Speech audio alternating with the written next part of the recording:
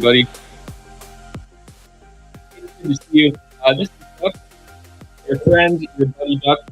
We're just gonna I'm sorry for the clanging pots and pans. We got our one last step to set up. The one last step we have to set up here, I can actually do it from my laptop, is, yeah, we want to get a poll going for y'all. And we want to do this, right? Yes, we do. And we want to get chat open so I can see everybody. Happy it's Tuesday. Jesus, wow. Time flies, man. Time flies. Happy Tuesday to everybody.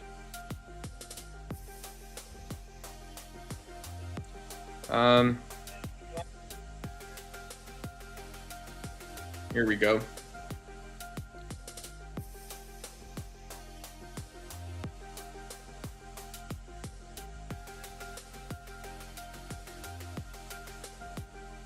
All right. Let's see. I'm going to put a poll question up. This is kind of what we're talking about today. We're going to talk a little bit about Bill Pulte being established as the DNI, appointed by Donald Trump. Established, yeah. You know, he ain't going anywhere. He ain't going anywhere until the president asks him to resign. So this isn't just noteworthy and newsworthy. It's worth talking about. Is Trump qualified to discuss politics? Yes, he is the president. No, he is not. If this is your first time tuning in, Ducks Y is a politics. It's a scholastic politics channel. We can talk philosophy, political thought, political theory, evidence-based opinions in politics, religion, whatever you guys want.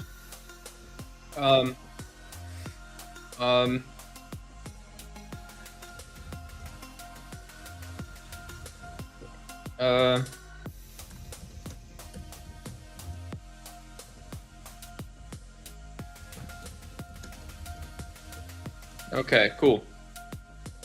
So I'm gonna go ahead and drop the poll up. I'm gonna drop the poll, and yeah, let's get back to it. Oh my God, I should have had this all set up before I started the stream. So if you guys are watching, go ahead and hit the like button. We're gonna really start in just a second here. Hit the like, and yeah, oops. And these are the droids we're finally looking for. Cool.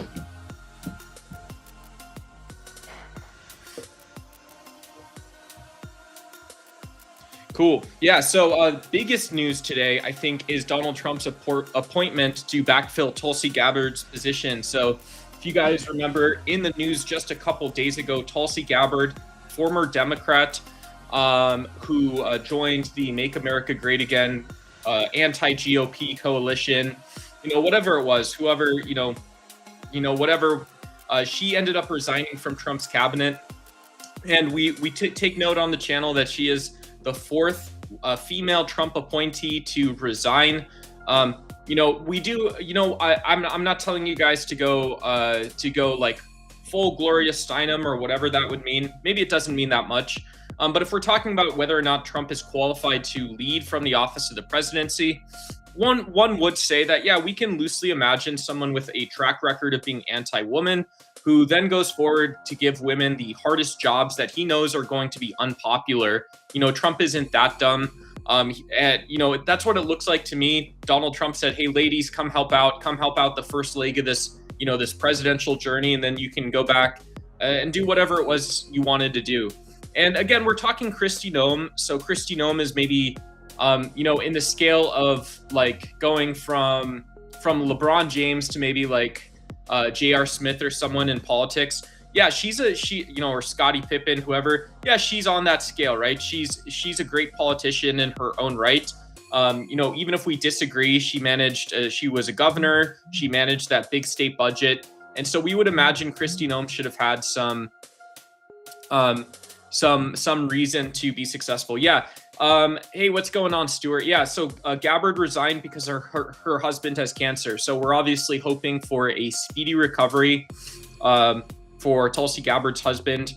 There's, and it sounds so weird that in 2026, if we have to clarify that when we see people who are civil servants undergoing some form of hardship, it's not related to it, right? It's one of those things that impacts all of us, illness, sickness. I would hope there's no one out there with ill will towards Ms. Gabbard, or anyone in the Trump administration, them and theirs, however you want to say it, we're not homesteading toward cruelty. We can make fun of each other. We can try to wonder what trash fire and trash heap is, when it's time to play politics, let's do that. But yeah. Oh yeah, the classic Duck World map. Yeah. This is because we are, based on the poll, we're asking if Trump is qualified to discuss politics, but this is one of the reasons I brought up Kristi Noem's, career in politics, is we would think that someone with gubernatorial experience, even if they aren't qualified to lead at the White House, we would ask in the same way we would ask anyone else their plans, their ambitions, what they think they bring to a democracy in order to lead. Donald Trump seemed to say, make everything Trump, right? Make everything Trump Tower. It's either true or it isn't. And he gave women the hardest parts. He told them to wash the windows. Yeah, wash the windows, stand outside, look pretty, look the part, and then pretend like you're not a bigot. Pretend like you're not a chauvinist. Pretend like you are not adding on top of what is already a pretty drastic inequity in our society. And it's something that affects irrespective of your identity. When I want to identify as a man or a woman, I'll do so. When I want to identify as a man, I'm a pretty normal, I identify as queer, heterosexual, but if I want to identify as a cis white male, I'll do so. And when I do that, which is, most days, I'll still say, look, I can see the stayover effects of patriarchy. I see the Christian faith. I see religious Abrahamic religions pushing the same narrative. Donald Trump's in Washington. He's doing it too. He's doing it too. Why would I pretend? Your take on using a hot dog water as a cost-friendly alternative to wiper fluid? Yeah, don't waste. Efficiency is a natural principle, everyone. Efficiency is a natural principle. So if you guys want to know what I think about car maintenance, any of those topics, efficiency sometimes is taking good care of things that other people may not take good care of. But what else is efficiency, folks? Efficiency is also, there's no defeater or counterfactual to efficiency. And the people love it. The people love it. Be efficient. But yeah, is Donald Trump qualified? Politics is the art of the possible. Politics is sometimes defined as the art of the possible. It's not the art of nothingness. It's not the art of somethingness or everythingness, right? It's the art of the possible. And so I do ask, we saw Trump's D&I. I'll put this in chat for you guys. And what's up? I'm going to go through comments in just a second here too.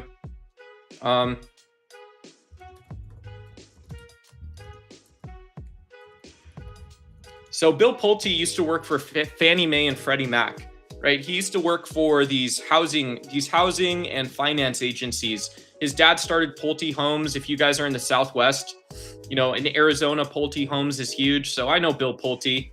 It's not Fulton Homes, but yeah, it's very strange.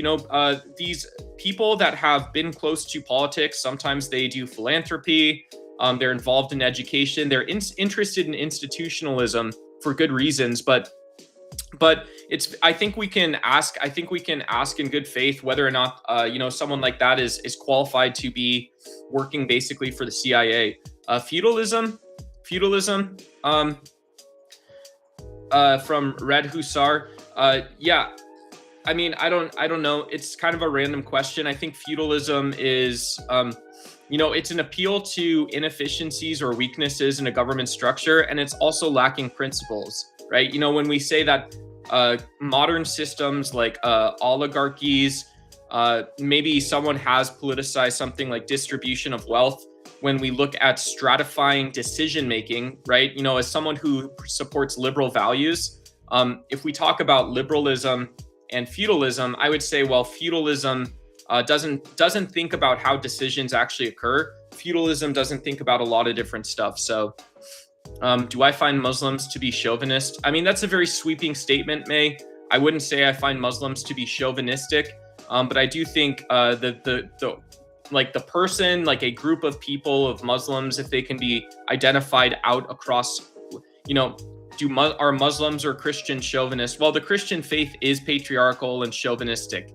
The Christian faith is, so is Islam, right? So is Judaism, so is Hinduism, right? What's the Brahmin myth? I haven't heard a woman introduce herself. I don't want to typecast everyone, but I haven't heard a woman introduce herself as having been created by the gods, and so therefore this is why her skin is just this beautiful tan shade and she's better than me, right? Why she's not burnt like the earth. So I would just clarify that anyone can be racist, anyone can be a chauvinist. These aren't woke statements. These are just things you can say that are pretty conservative guesstimates of what the world is like. Yeah.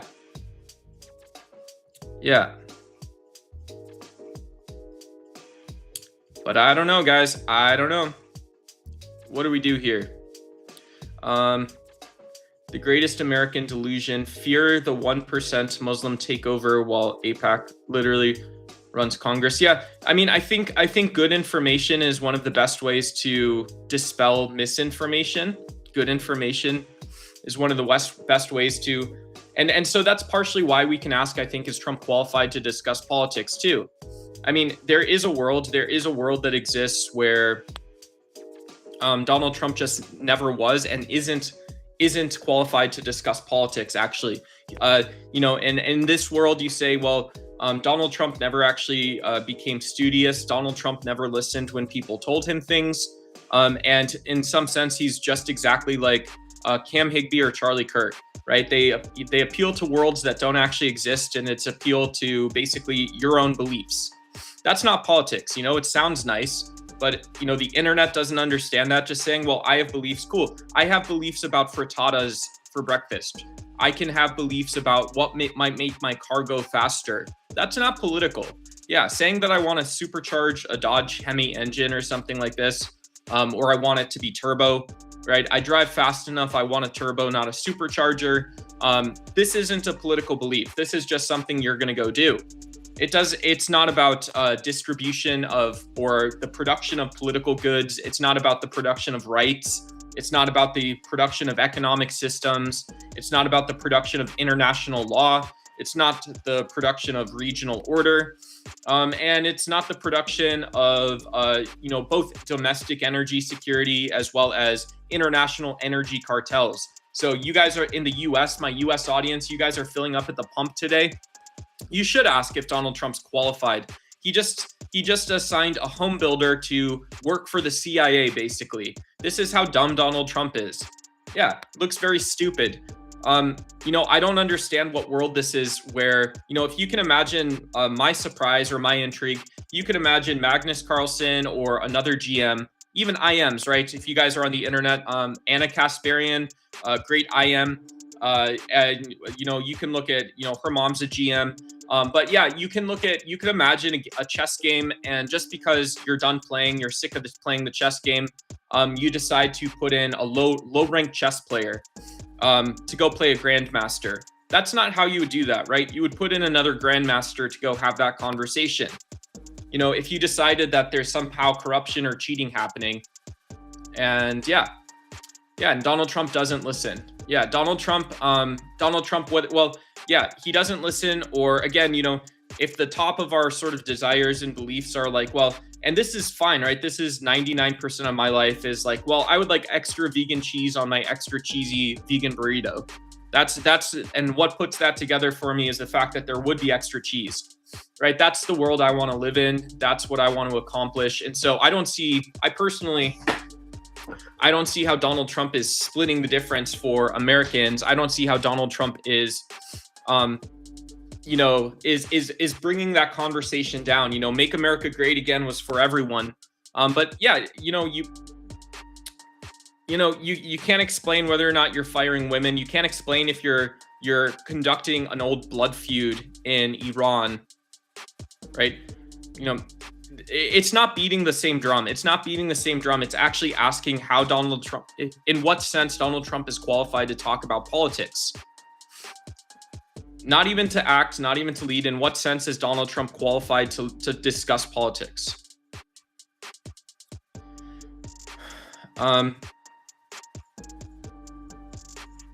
Yeah. Hey, Daniel. Great to see you, man. Great to see you. Whoops. I think I can put this.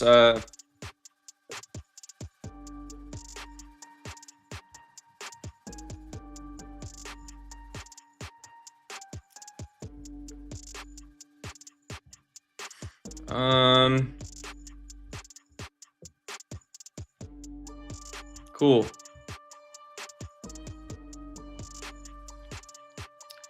There we go. What a stupid question. Explain. Yeah, explain. If I'm missing something, tell me, let me know. But yeah, you know, here's an argument. These bait streams are getting lazy. Yeah, so Bavalines, here's a argument, right? The two of the best evidences we can look for how a leader conceives of the United States or any country is their interpretation and their understanding of either political thought or political theory. We would imagine that someone can't just waltz in and intuit, you know, in the sense that you end up, if you were to intuit painting a painting, you weren't a trained artist for the first time, you would mess up. It wouldn't look very good. It wouldn't be commercial. You wouldn't be able to sell it. And so we might ask, you know, what do you think of the Constitution? We might ask about what you think of disputes about who's a citizen or what type of rights exist. And we might then also ask about causation. It's not just your opinion. Bavlines, I trust you're following this. I would trust. Yeah, see, so there you go, right? And so you want to feel some way about something. This is why I'm asking whether or not Donald Trump is qualified to discuss politics, right? Because in some sense, you know, it would be the case that if there's something above Donald Trump's head, it would also be the case. It would also be the case that he's qualified to discuss certain aspects and not all aspects of what the polity is about. Yeah, I'm gonna ban you from the channel in a second here. Yeah, I don't know if you asked me to build a channel that makes fun. I don't remember someone asking me to build a channel that makes fun of people with speech impediments or has no Jews, right? An anti-Semitic bullying channel. Did that started? Who cares? You aren't very good at this. What do you mean, who cares? Right? That's the whole point of the channel. So, if you, I don't know why you're go for it. Yeah. Okay. Yeah. Adios, brother.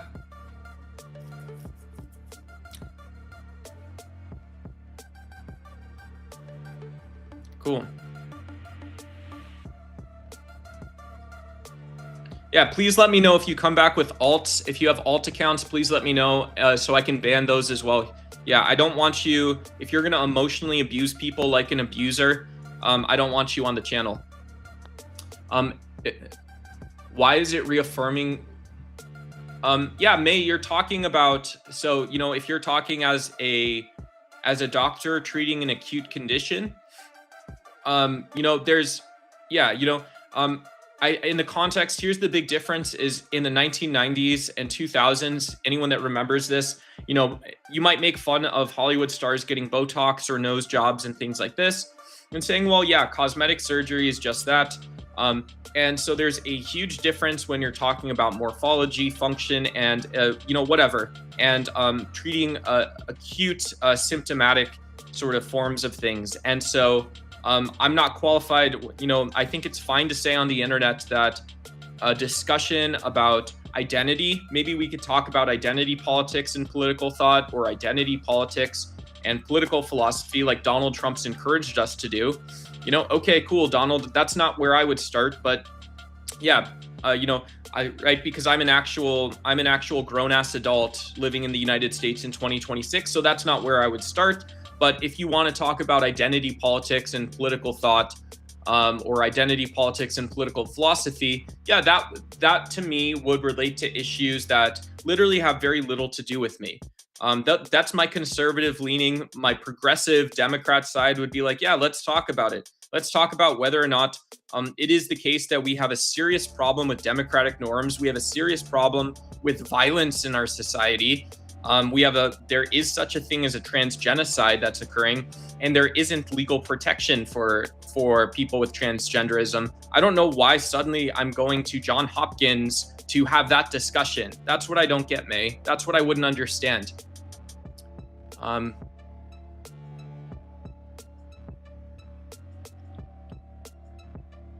Yeah, I mean, that's again a very abusive statement. I don't know why you think it's okay to be an abuser, an abusive person, just because you're on the internet. So,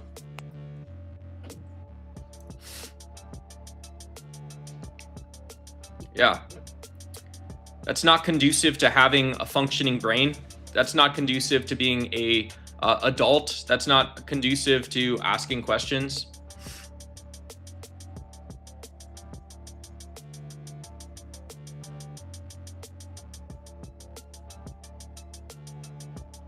Yeah, doesn't make sense. So,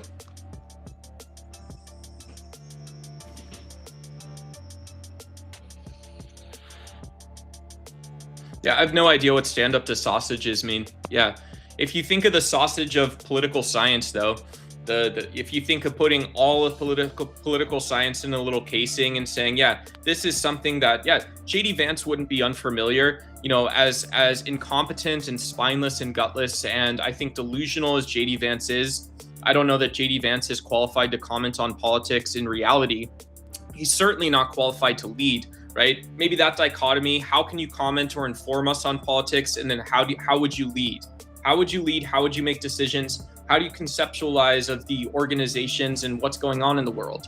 These are common sense questions. Are these ordinary understandings? Are these understandings that maybe come from some effort, some hard work, things like this? And so like the political sausage I'd put together, it would be a vegan sausage, but like the little components would be that, yeah, Christian thought in the United States has been important, right? Political thought does include Christian writings. However, these are not writings about citizenship, right? Christian political thought isn't about citizenship. It's not about the legal or economic basis for what happens in the United States, right? There's no theistic interpretation of the United States that has been robust or persisted, right? We basically assumed that when this occurred, it was authoritarianism, it was fascistic, it was feudal, it was very poor. It was very poor intellectually, and it was very poor as an explanatory mechanism, other than the fact that, yeah, from time to time, you always get these people like Charlie Kirk who are uneducated, hateful bigots. They're not smart. The fact that they can point at something that you pointed at doesn't mean they understand that thing. And it doesn't mean that they're ever motivated to care about that thing either. Right. And so they're not capable of producing explanations on the level of society or nation states. So for me, that vegan sausage of political thought and political theory means that you can go through and explain things, right? You can have a little bite of garlic, and then you can have a bite of pepper next to it. And you can say, yeah, this is what that guy was talking about. He was talking about the crispy crunchies, and the crispy crunchies, that's why some people buy, but you can buy crispy crunchies lots of different ways. Why most people bought United States or any country, why most people bought Western constitutions, why most people bought some liberal norms and values, some notions of freedom. It's a little bit about prosperity, but it's also about those sort of moral seemings that we have about ourselves, those moral seemings we can have towards other beings. That's what I would say. Yeah, so I think there is an underpinning of these types of things. For the Gaza people, right, and justice, amen. Cool. Yeah, cool. Yeah. I don't know if that would be, I don't know if that would be a form of identity politics or something like this. But yeah. Also, I think there's justifiable outrage at the taking of innocent life in Palestine. And there's injustice. There's injustice that occurs to our own sensibilities, our own ethical system and moral precepts. And there's injustice that may exist in international law and how the international order is structured. Right? Being a regional superpower doesn't give you the right to break the law. Claiming that you're a regional superpower doesn't seem to infer some form of extraordinary ability that allows you to behave however you want and weather the storm.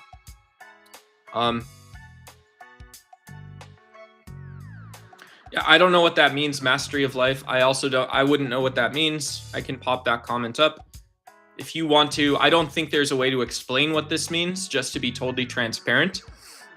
But yeah, politics is an illusion. Policies are filtered by the Royal Institute of International Affairs Club of Rome and other arms of the Olympian Council to the U.S. Cool. Yeah. Again, I don't know what that means. Yeah, politics are often grounded in constitutions, and people write and talk and think about that stuff.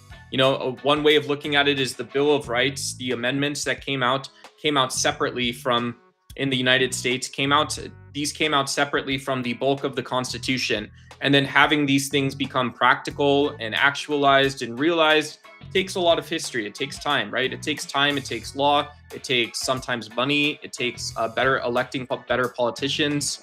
So to say, to ask whether or not Donald Trump is qualified to discuss politics like we're doing in the poll today, by the way, we have 58%. 58% say no, he's not, right? He's not even qualified to discuss politics is what that would mean. That can be an absolute statement, sure. 31% say yes, he's the president. Yeah. So, you could explain Donald Trump has a certain history or background. It's not the case he's corrupt. It's not the case that he's chasing money in different new ways, right? You would say it is the case Donald Trump can understand something for what it is. He's told information. And then this is about all of the United States. So 31% say that. 12% say who is or who isn't. Yeah, great question. And 0% say what is a versified infinity. Yeah, that's also would be a correct answer, right? If you don't know what a versified infinity is. I think I made the choice not to vote this election. Yeah, it makes sense. Yeah. Hope you're having a wonderful day.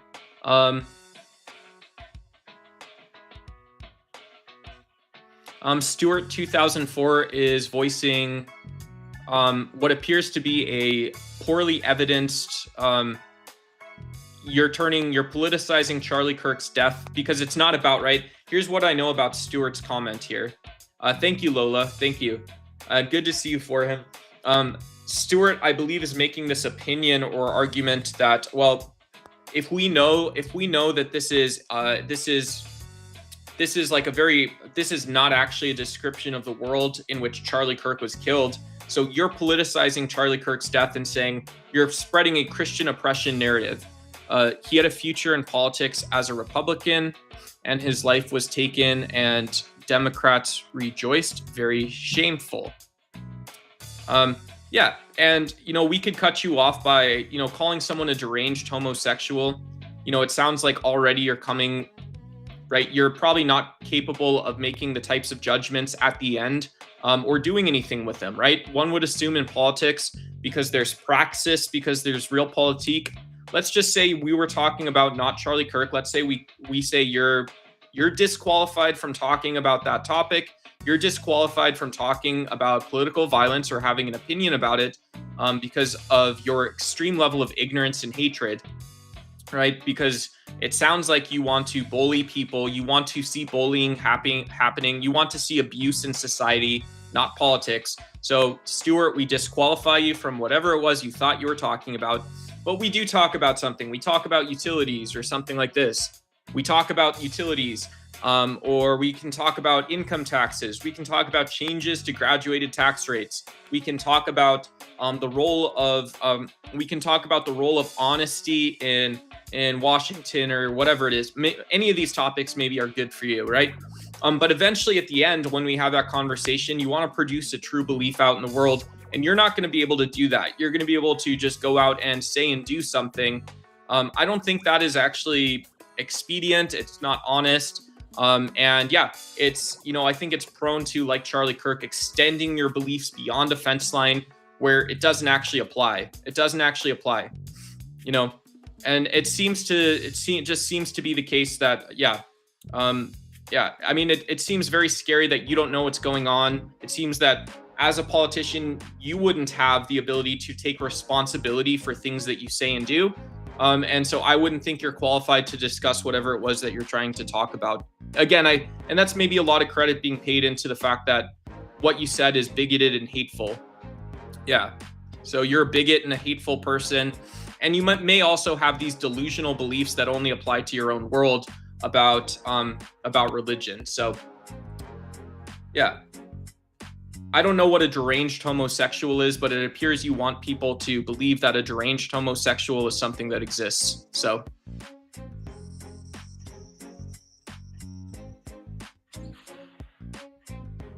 yeah.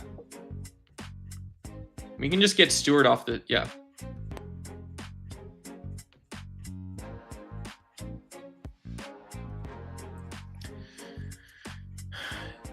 He was hateful. Right, yeah, but you're not an investigator. That's my point, is you're not an investigator. You don't know, you wouldn't, right? Having an opinion, having feelings and a sense, right? Having a Marxist, you can have a far-right Marxist sense about who this guy was. You can have, but if you have no way of knowing things in the world to begin with, other than just how you feel towards something, if you have your worldview or something like this, that doesn't actually talk about what was going on in his brain. It doesn't talk about the decisions and thoughts he had before, during, and after, right? These are all things that maybe he himself doesn't know, right?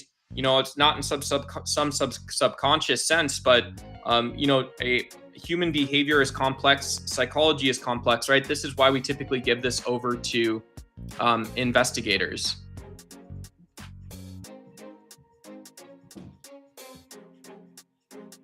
Yeah, I don't know what that means, Kainenek. Yeah, it sounds like you are frustrated about something. Welcome to the internet. Yeah. Yeah.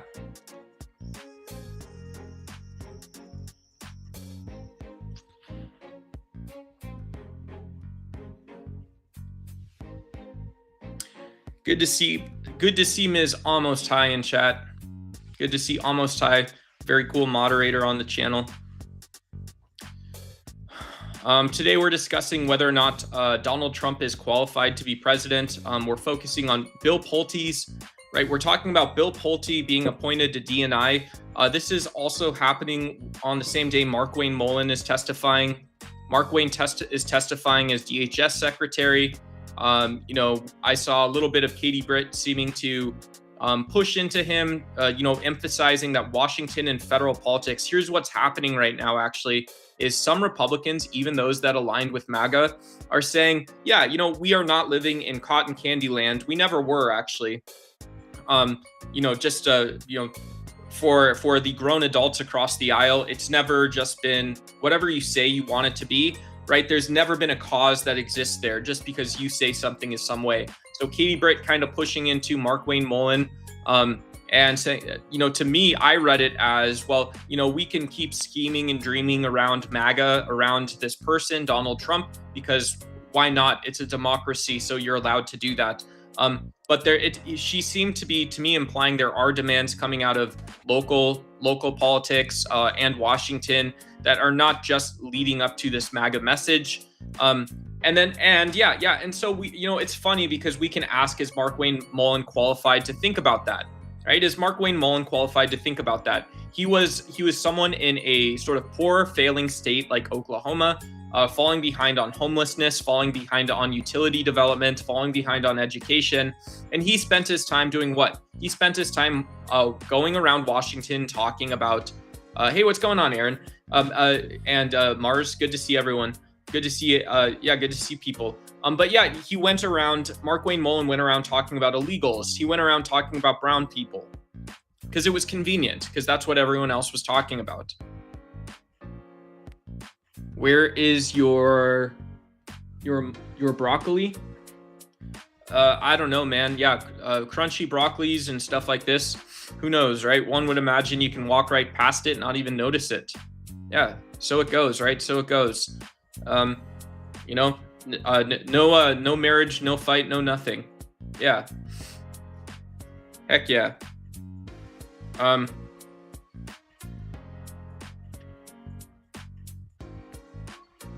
But yeah. So, you know, Mark Wayne Mullen is an example of someone who was exalted. It appears Donald Trump said, yeah, we can exalt Mark Wayne Mullen over you. You know, you voted for Donald Trump, you voted for MAGA, and now Mark Wayne Mullen ignores the issues of his voters. He ignores his voters' actual problems, whether or not they want to pass them off to their kids or not.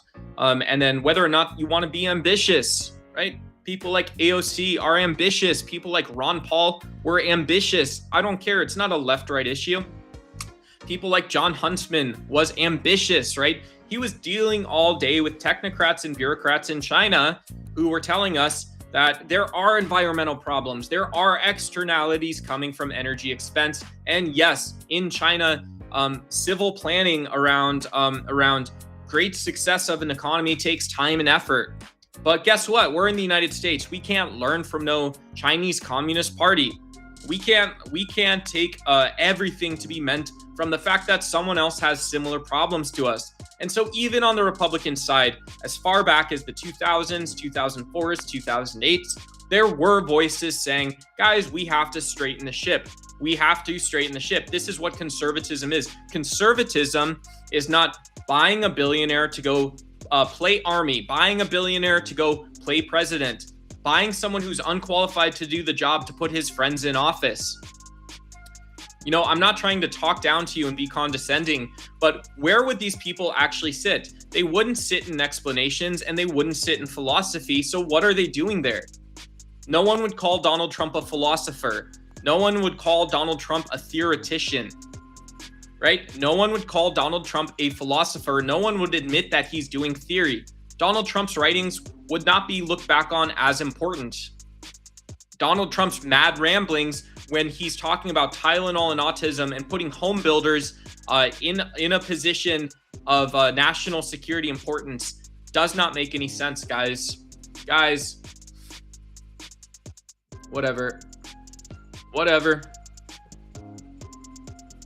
China is the leader in renewable energy. I mean, how so, right? As much as anyone else.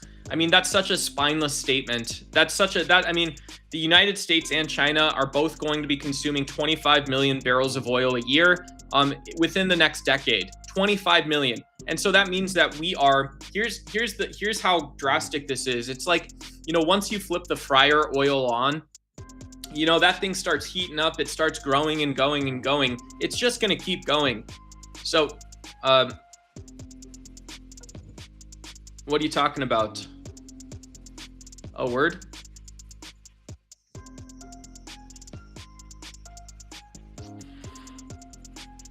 China, yeah. And so I don't think China is I'm just going to be totally honest. I don't think China is, I don't think there's any leaders in renewable energy. You know, when we look back on, to me, what reality is actually like in 2026, it's not great, right? It's not great. We're just going to go back to guys, we're going to go back to this until we can get some higher quality discussions in. And yes, I own some of this responsibility, but so do you guys. We all have a little bit to say. So we're going back to goth mommies.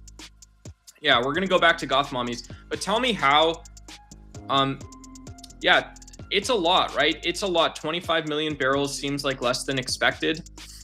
It's a lot. It's an insane number when you think of the actual, I mean, so when I think of a leader in renewable energy, I think of someone who would have political ambitions and be able to place this in a political context. It's not just the fact that you solved, you know, you got out your calculator, you got out your Wolfram Alpha, you got out, you know, your abacus, and we can say that, well, how does truth coming from this energy sector actually push itself out to solve the problem, right? Solve the problem. At what point does this elicit artistry, and at what point does it elicit a form of political truth that is undeniable, right? Because we can say we don't want a geopolitical competition, we don't want military industrial spending, we don't want fake bombs, fake AI programs, we don't want fake computers, we don't want fake Wall Streets, fake Main Streets, we don't want fake aisle nines at Target to support our comfort, because our politicians, our leaders were too spineless. They were too gutless to come out and say that there's hard problems that have solutions. So I know it doesn't sound that great, but I don't want nationalists. I don't want people completely uninformed of the past. I don't want people like Donald Trump who can go a whole 4 years. Guys, here's a banana for scale for the poll question. Is Trump qualified to discuss politics today? I don't want someone like Donald Trump. I do not want him to go 4 years and to do nothing to enrich the minds and brains of Americans.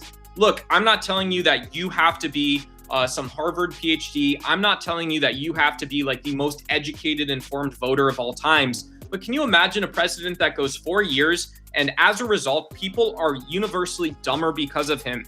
Was this Theodore Roosevelt? No, it wasn't.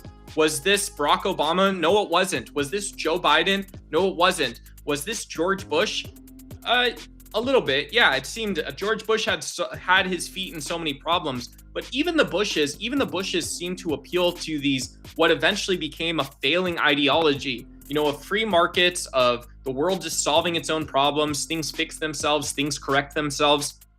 George Bush even told us, go listen to this Ben Bernanke fellow, right? He said, you can go watch, you can go back and listen to Hayek or Friedman. You can go look at these old Harvard economists. And when you ask what you're going to get back from the United States, it's going to be the same thing. It's going to be perfect markets, right? You're going to have perfect equilibriums, and then these are going to be shattered because someone comes along and challenges it. And there's no regulation, no government regulation. These Texas oil billionaires, these guys are fueling the economy, and things fix themselves. And this doesn't pan out. It turns out, you lead into energy crises, you lead into more market crises, you lead into housing crises, you signal the wrong things for Wall Street. And basically everyone falls asleep at the wheel because you tell them that a sky daddy, right? A literal sky daddy in Jesus and a literal sky daddy in economics is going to come save things and fix things for you. So there's the clanging pots and pans.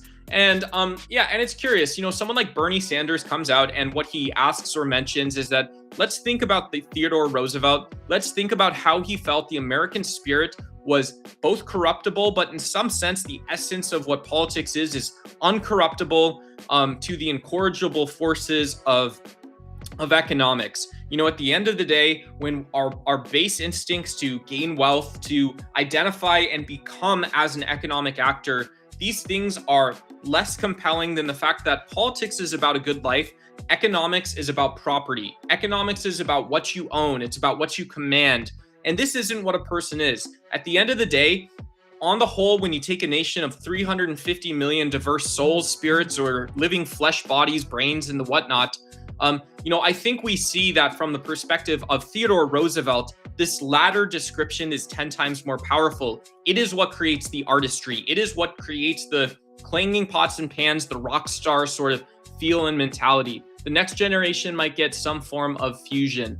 Who knows? That would be great, right? We should all be rinsing and recycling and hoping for efficient forms of energy. But then what of the electricity grid? What of all these auto manufacturers? How does everyone adapt to this? It's always been the case that there's something, there's always been these like world civilization fairs back in 1908 and 1930s where you see spaceships sitting on top of towers.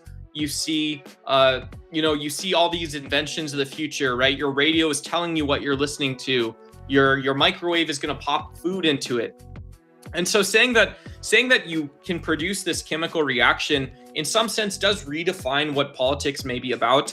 Saying that AI can build digital graphs of brains, our consciousness, right? Our consciousness, our thoughts about things can be modeled digitally, and it's faster and more efficient. This can change how some people think about politics, but it doesn't erase the past, right? This doesn't wash over people. And this is partially why, like in Japanese culture, very similar to American culture in many ways, or Korean culture, right? In Korea, we see that Korean auto manufacturers bias these efficient economic cars, right? Even their corporations, their companies look like ours. Guys, their companies still look like ours. This to me it tells me almost everything I need to know. This to me tells me that yeah, there is a space in liberal economies to be consumptive, to be wasteful, but there's also a space for our norms and values to reflect down to the core base level. That's all I stopped by to say. You had the opportunity to grow and you squandered it by blocking me.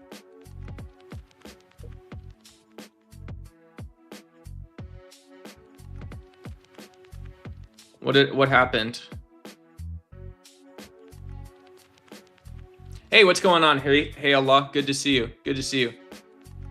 Great to see you. Great to see you.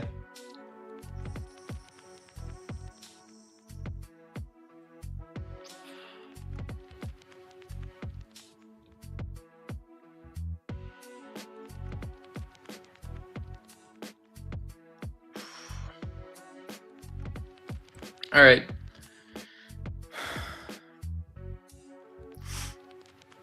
Yeah. Yeah. Cool. And so at some point, I just don't understand. I don't totally understand why it's the case that we don't have to take responsibility for our actions. These base level principles, these things that to me precede. We have to ask who we are, who the person is that if you do something good or bad, you donate $5 or you steal $5. You donate $5 or you steal $5.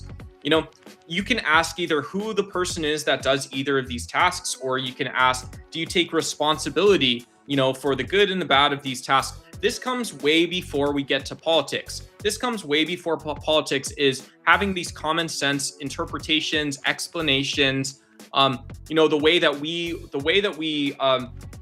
we can either make grandiose or make simpler and still be accurate, right? We still get to be individuals. We're still individuals. We're still people asking questions in a social sense, in a political sense. Some of this is moral. Some of it is just about how we organize, right? It's practical, whatever. But to me, this comes way before politics. To me, this is why I think it's fine to ask, is Donald Trump qualified to discuss politics? Donald Trump can't seem to answer. I'm so angry. I'm going to type this out. And you guys are going to see this in a second.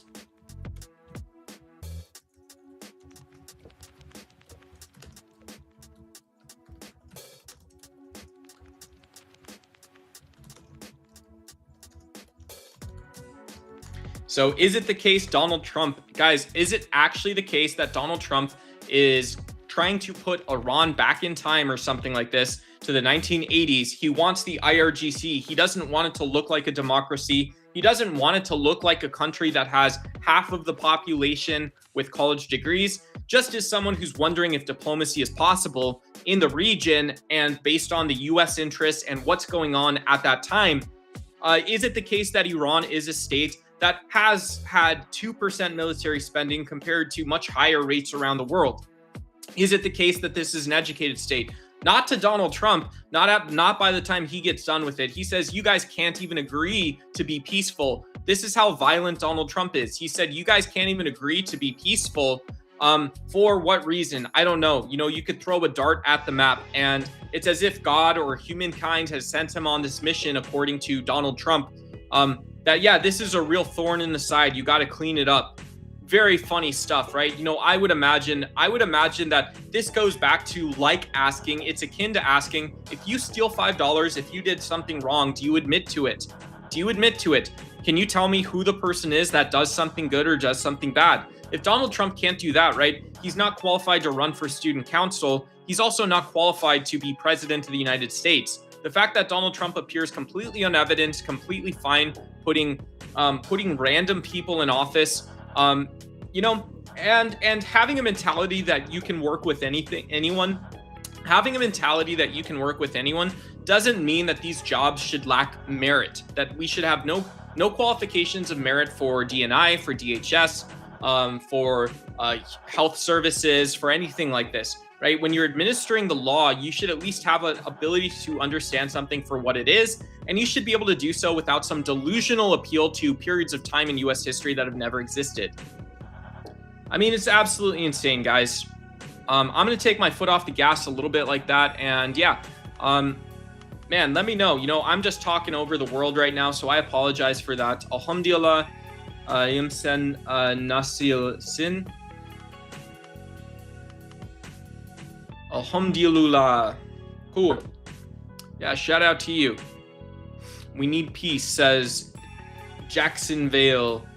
Hopefully, yeah, hopefully we need peace. I don't know who the collective we is, right? Individuals can also observe peace. That's the only thing I would say. I don't think that you're like, I think it's a nice thing to prescribe things, but we don't need beauty queen pageants.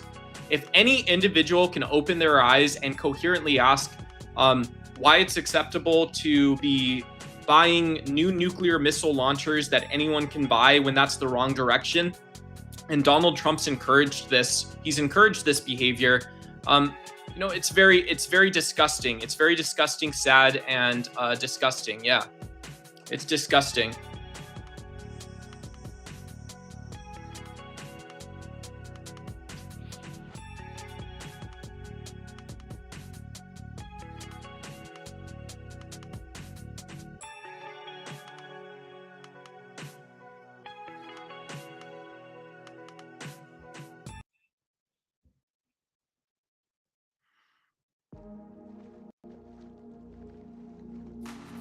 All right. Apparently, we're going to be launching the. We're going to be launching Duck's Day Spa. The Duck Pond Day Spa. Welcome to the show, everybody. My name is Duck. Online, I go by Duck. In real life, I go by Nathan.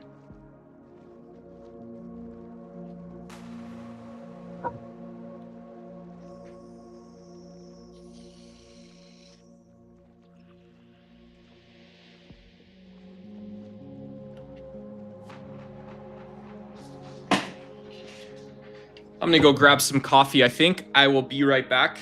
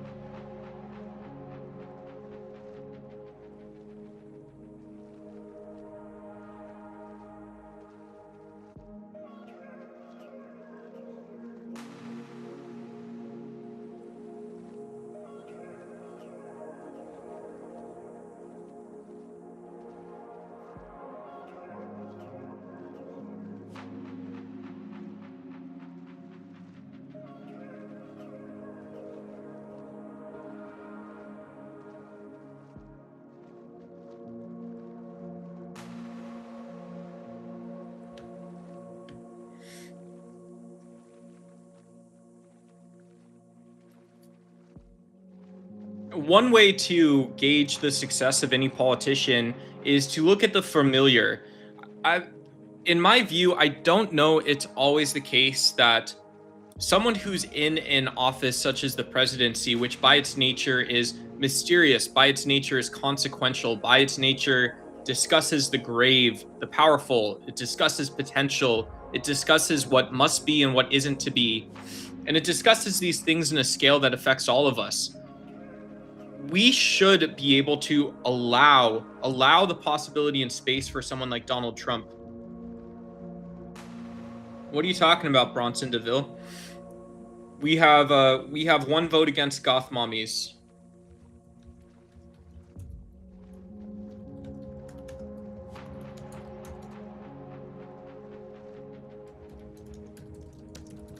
All right, we're okay. We are okay. We're okay. So, but yeah, we should be able to give Donald Trump the space, just like I voted for Obama, I voted for Biden, I voted for, you know, future Madam President Kamala Harris. We should give people space to be relatable so that one can choose the challenge they wish to go solve, and so one can conceptualize authentically their moral values. Politics is about the good life. Political thought and political philosophy is asking what the merits of a society are. It is asking if there is something more fundamental than expediency. Why isn't tribalism the story of politics all around the world? Tribalism doesn't exist in the West. Tribalism doesn't exist outside of the West. People make it to be the case that the appearance of tribalism exists, and yet there are more fine-grained issues. There's finely tuned politics that can be said to be happening, at least as a frame that spins out into whatever is. And so we should think that we can ask from a relatability standpoint how Donald Trump is doing. Is he qualified to discuss politics? I personally don't think that building a ballroom, I don't think that building a ballroom qualifies one to discuss politics. Pro-life is bad.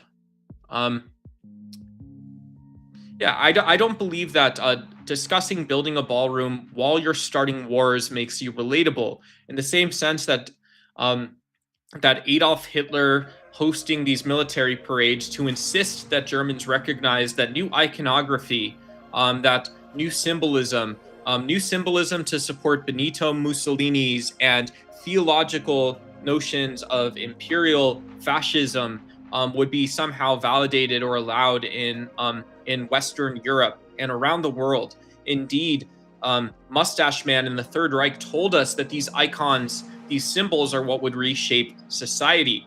This is right next to Donald Trump, writing books, telling you that, Donald Trump writes books. He renames the Department of Defense, or tries to the Department of War.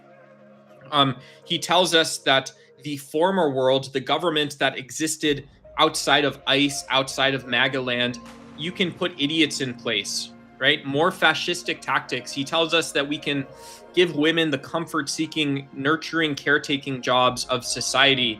And he aligns himself with these far-right bigots that want to see just basically who that person is when they show up completely broken down and come back. Do you think that there's someone controlling the people you mentioned in the United States or in Turkey? I think that when we lack inference, when we lack independence of thought, this is when we can say that there's negative influences. We can say it's not just all you can have. The most you can have is like a brand that's not identifiable to another sense or something like this. There's a brand that's not identifiable to other people, and it really doesn't need to make sense to other people. It just, at the end of it, it would not. Yeah. And so comfort is also about, to me, familiarity, and asking, is Donald Trump like leaders like Barack Obama, who could have long debates about healthcare, keep the political peace, and make progress in policy, whether you agree or disagree with private exchanges, with public-private exchanges for healthcare. Whether or not you agree with the solution, you can look at the civilness that debate or discussion happened in. You can imagine that there were people who had other political issues, factionalism, diversity, that did not attach itself to this healthcare debate at that time. You didn't have to. Some did, some didn't.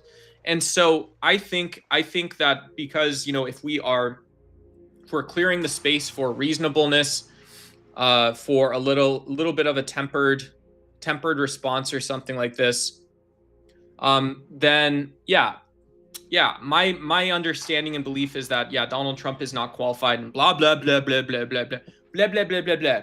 Right? I'm just gonna shut up. I'm just gonna shut up and sit here. That's all I'm saying.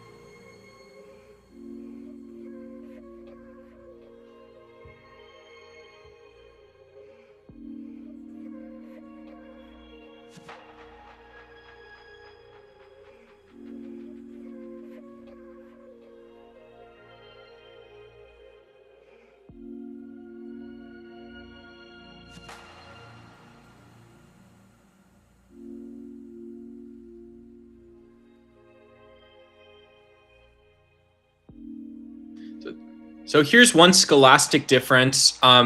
If we're talking about political thought, right, it's just one small characteristic we may ascribe to presidents, and say you have to understand these topics to be, because the job isn't just what you say it is what the job is. At the end of the day, at the end of it, you're not living in some place that doesn't exist. But political theory may not talk about history except as a method.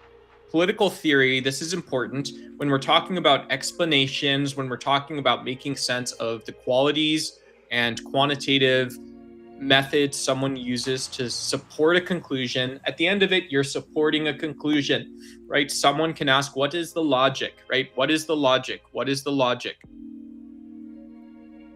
What is the logic? In political theory, we would ask, what is the logic? And if there is no logic, if there's no reason it relates to other circumstances in the world, it's not theory. In political thought, history can be important. What was happening? When was it happening? To whom? To whom, right? We're not explaining it. We are understanding something. We are able to be intuitive and judgmental about it then. We're able to understand who these people either were, or we're using history and political thought to understand their why, to understand the norms and values, to understand who they would prescribe to, who they would describe and prescribe, who would they take from, what would they take from, was there an ideological component, did they see something as essential to a person, were their political ideas at the time knowable like other things were knowable, or were they not, right? This is history and political thought. In political theory, we talk about the logic of the theory, and almost everything can be distilled from those types of discussions down to the level of understanding how the mechanism might work. Still coming from the what is the logic. In the other sense, in political thought, we can talk about history. We can talk about the apparent schools or philosophical or religious traditions it comes from. So very big difference, very big difference. So when we say something like there were classical periods of political thought, there was not a classical, what would it mean for there to be a classical period of theory? We'd be talking again about a time when a theory or an interpretation or explanation was popular, just like Darwin and neo-Darwinian, right? No one references Darwin in 2026. In 2026, there's neo-Darwinian, coevolution, genetic explanations for evolution. In political thought, that wouldn't make sense. We can say, yeah, there's been from time to time deists and theists have popped up and offered explanations of what happens in politics. They've offered ideas about what happens. They've offered less than sort of universal or global descriptions of the political system. And this is weird, right? Even once one might ask if the richest a person can be in philosophy, to have command, to have control of something, is to be a political theorist, right? It is to say that I can describe the whole of what human civilization is in my theory, and yet we don't do this. And yet, even in liberal democracies, when you have free speech, very few attempt to create global descriptions in political thought. Even political theorists, right? You ask what the logic applies to. When does the logic apply? How strong is the inference that you can draw from this? So in one sense, academia limits how far theory can go. It limits what can be taken to be explained from the methods used initially, and it allows also the leniency to live and breathe a little bit. It allows both. But in political thought, we can say, well, even something like the Protestant ethic as described by Max Weber, right? Max Weber didn't seek to go down and explain why we pull minerals from the ground initially. He didn't explain why you have a standing army that defends these things. You know, we can explain things so any audience can maybe see them. Bro, do you have, yeah, the antisocial social club? Heck yeah, brother.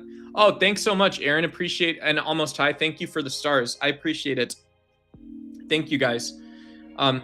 Yeah.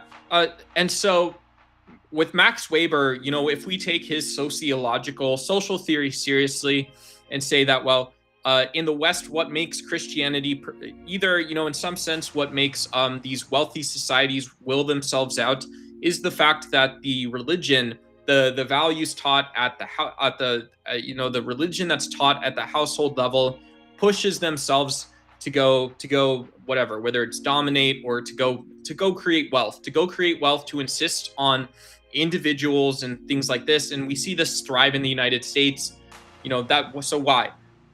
But this isn't, you know, it sounds like this is a global description. It's certainly important. It's certainly consequential. And we shouldn't take it, we shouldn't just adopt it wholesale or reject it wholesale. However, it's still not a global description, right? It isn't like, you know, when we see the Talmud say that our life, our practices must be that of Jewish politics. You know, the Talmud says we must, you know, our theology, our society, our laws, our customs, our practice, you know, these things are all going to be patently Jewish. We understand, right? We're the first to understand. We're the first to understand individual teachings and policies and things like this. And this is Abrahamic. And then we go on to Christianity, and yeah, Jesus saved everyone, right? Jesus saved everyone on earth, of course. And then we go and see Sharia law applies later in Islam. Sharia law applies to everyone, right? There isn't a spot on God's green acres that's not under God, according to these traditions.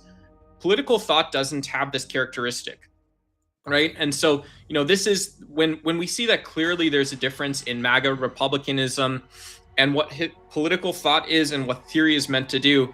Yeah, you know, John Mearsheimer isn't just like a reference of Donald Trump. It's a misappropriation of what any structural theory can be. So there isn't an explanation there. When you ask about something down a level, like what national culture can be like in this theory, this is still, to me, subject to political thought, right? You know, you can't tell an auto mechanic, to me, if you're telling me that your philosophy or belief is that an auto mechanic suddenly must also be an electrical engineer and a finance wizard to buy more of these missile launchers, that's stretching and misusing that theory. Oh, Marilyn Monroe, cool. What's up, Arnell? Great to see you. So there's a huge difference.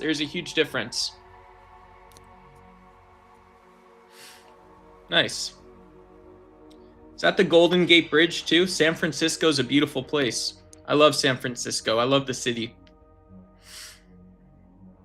Hell yeah.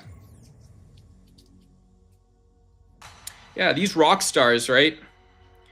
Rock stars, man. Yeah, rock stars sometimes just, they grab the mic. Rock stars are like this to me. They grab the mic, they get on the stage, and they know who they're going to sing to, right? They know exactly who they're singing to, and they know the top of it. They know the peak. And this is wild, right? Because if you go to a restaurant, a singing waitress will know that they can put on a great show. Maybe they will be in a Broadway play. Maybe a singing waitress will be, you know, on the cover of a magazine, or they'll be covered in a news story, or maybe they just get a great tip, right? They're just providing that experience to a customer. And this is how political thought and political theory is as well. You know, the singing waitress in political thought may be appropriated from social theory like Max Weber in almost the most extreme sense. In the most extreme sense, one is begged to ask why liberal economic systems seem to appeal back to, in a consistent manner, to principles of modern contemporary Christianity, right? It is an artifact of the modern era. At the end of it, it's not always been that way, right? Christians couldn't handle money even in Italy, right? When we have very modern, hyper-modern laws, hyper-modern societies, hyper-modern diplomacies, hyper-modern and complex relationships between states. So all of these things exist, but that's the most extreme version. And so when I say in the poll question, I'm asking me, myself, and I want to know, oh, cool, hell yeah. Yeah, the Golden Gate Bridge. Let's go. Let me show you. I'll show you my favorite. Blam. That's cool. Cool. Oh, nice. See, there's my favorite right there. I got the Statue of Liberty. Heck yeah, brother. Heck yeah.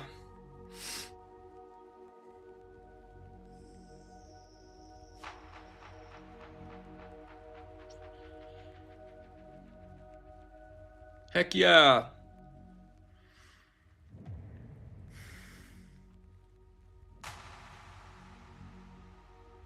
Awesome. Awesome. Yeah, on to the next speed bump or something like this, I guess. The next speed bump. What of justice? What of justice, right?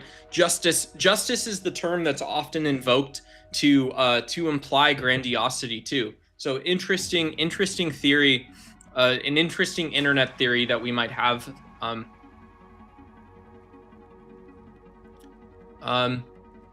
Yeah, I heard of this. I've heard of this. Justice is the word political thought, right? In political thought, if someone talks about justice relating to either Christianity or like the rights of workers, they might say, well, look, there is a reason that we would say our political thought does apply to bigger issues in society, even if we're not talking about that right now. So Donald Trump inverts this. You know, when we think about extremist, I would call it political extremism because of social media, because of the internet. Political extremism because people don't know what numbers are. You don't know what big or small is. I would say that inverting this pattern, just very stupidly, mind-numbingly limiting, inverting the pattern where someone says, I wish to be recognized in a sense that's greater than what we're talking about. And I'll explain that a little bit, but let me tell you the core, let me tell you the hardest, the almost indisputable part of my argument or idea. Let me share information, and you can adopt what you think is useful, right? This is political thought. And so if you don't talk about justice, you may still be talking about politics. You can still talk about corruption. You can talk about greed. You can talk about economic machinations. You can talk about voter behavior. You can talk about why we vote or why we support democracies in the first place. And you don't have to appeal up to justice. You can just be talking in a very presentist sense. And where theory is seeking to create an explanation, you're sharing an idea, you're sharing a description of reality. And we would imagine that at some point, someone may want to explain it, but they don't have to.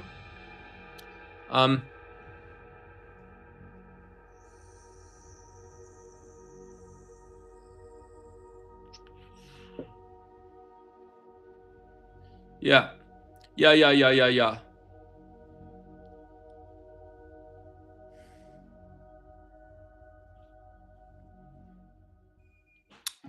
Yeah, and so, yeah. Cool.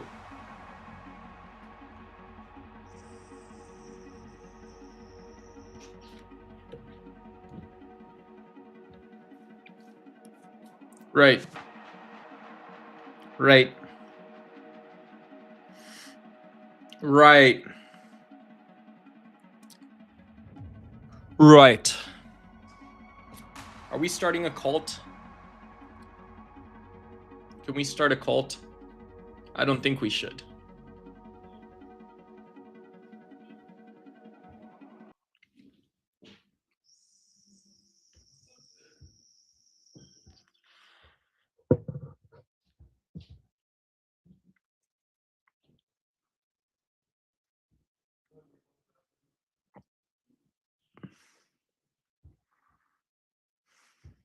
Ow.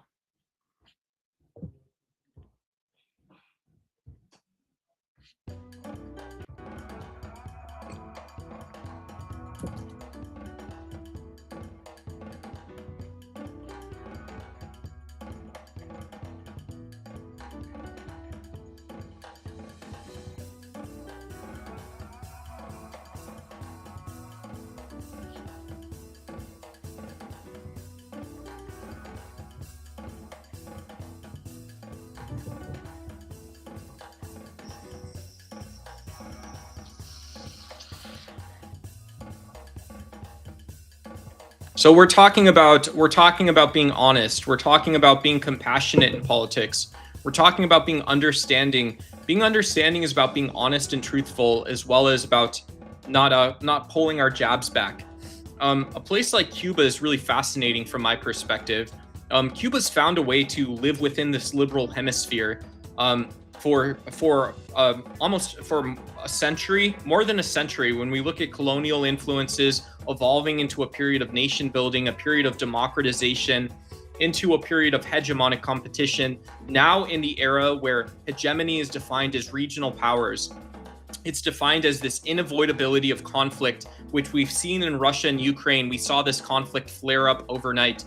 We've also seen in the Middle East tensions flaring up. Some people would wish to rationally explain President Trump's actions, which I don't know if that's tenable, but it seems only allowable that an actor, right? The logic of structural theories would be it is only the case that an actor such as Donald Trump is allowed to behave in such an unhinged manner in a period where hegemons are moved back to regional issues. Hegemons are moved back due to the relative success of one's own budgets and purchasing the political goods they're producing related to security and militaries. In other scenarios where you don't have this description, Donald Trump would not be allowed to act. We would ultimately see Donald Trump expelled from the White House, just like we would see Benjamin Netanyahu expelled from Israeli processes. But in this world, actors such as Vladimir Putin, Donald Trump, and Benjamin Netanyahu are allowed to behave this way. But this obfuscates another version of reality, not a critical approach or a critical theory, just questions that exist independently of what these hegemonic powers are doing. So, for example, how has Cuba been allowed to persist through these periods of democratic nation building, and they still are around today, the same as everyone else? There is a 2026 version of Cuba that you could study in terms of events, empirically, qualitatively, and yeah, it's not all good or all bad. For example, we saw that Cubans had to pirate information largely through the 90s and 2000s through USB drives, through their own versions of mini networks, right? Success in the Cuban healthcare system can in some sense be juxtaposed with the access to information that existed with an authoritarian government. And so we can say that, yeah, there is no all good or all bad, but this is the reality that's in front of us. And this to me is both about honesty, because we should have politicians in Washington who, whether it's Cuba or someplace else, without aggrandizing it, ask, how did you do it? What are the values that people in democracies wanted to express? And when we look at places that are not democracies, what values did people seek to express and build on consistently over the past 100 years? What does this tell us about creating a vision for the future that includes less conflict, less waste on military spending, all of these things? I don't understand, to me, a leader who's qualified for the presidency, whether it's JD Vance or someone else, sees these as not necessarily, sees these conversations as being something that is as important as it is, right? It is something that maybe happens over 4 years of a presidency. It is the undercurrent, or it is the ultimate product.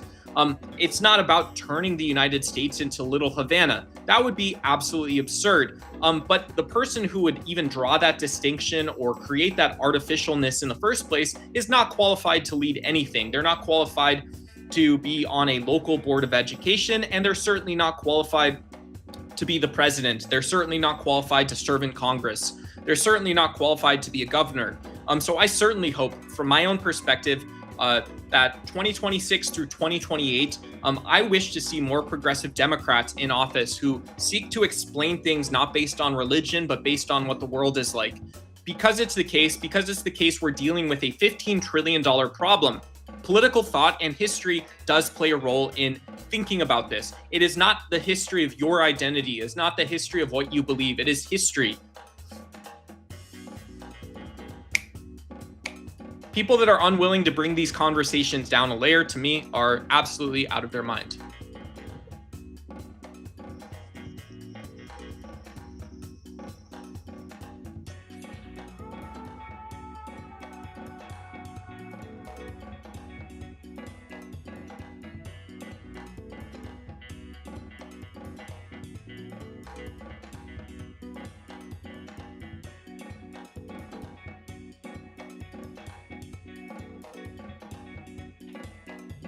Cool.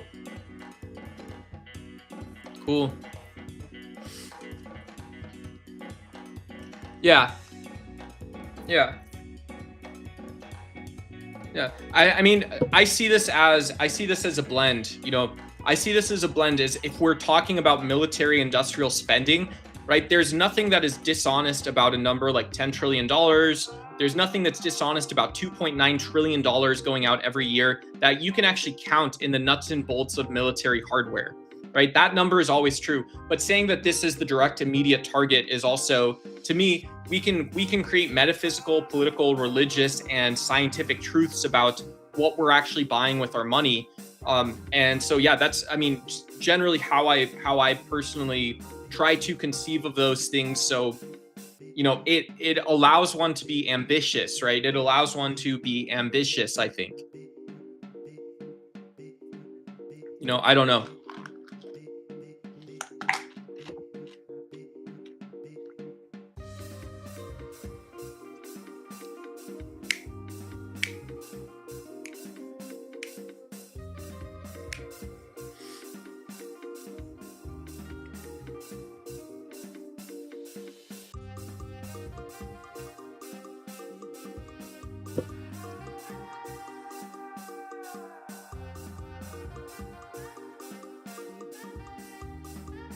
I mean, what does it matter, right? If I'm a nihilist, what does it matter?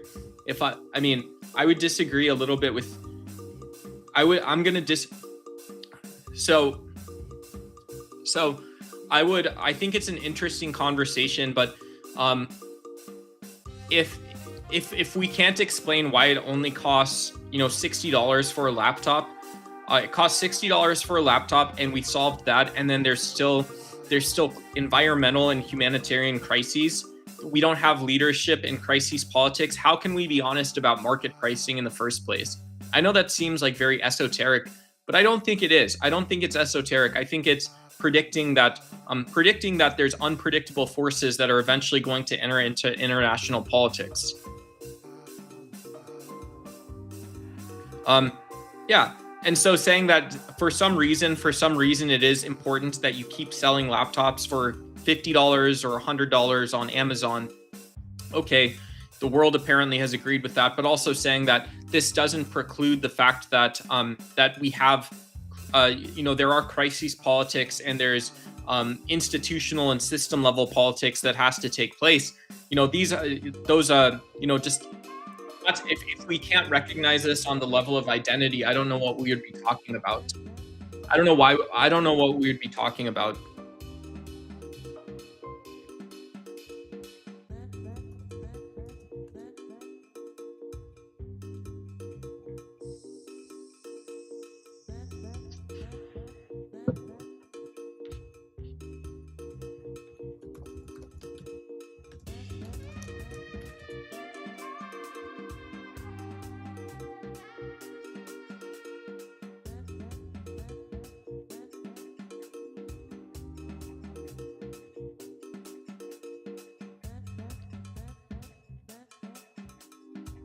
Ow.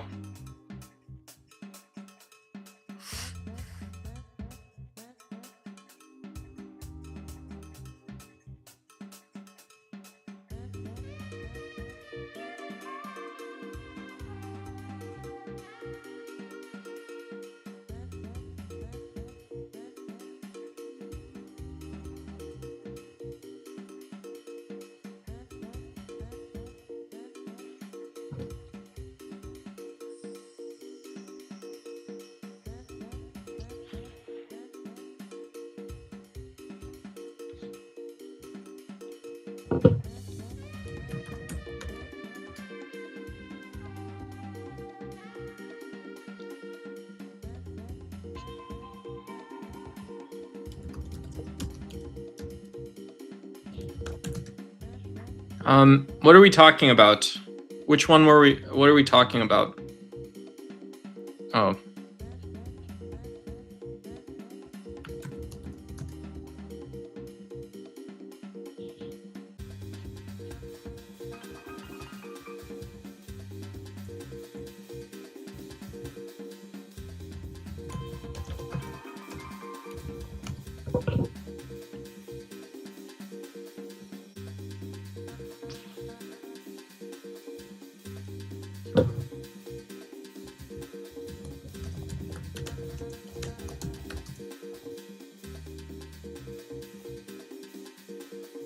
All right.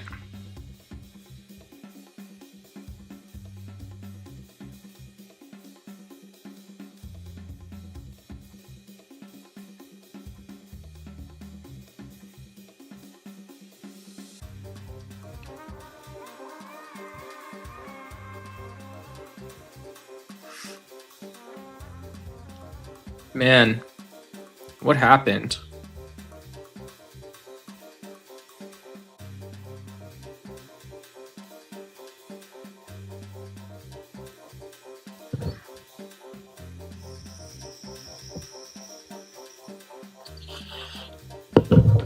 Are we going someplace? Guys, are we going someplace? What are we doing?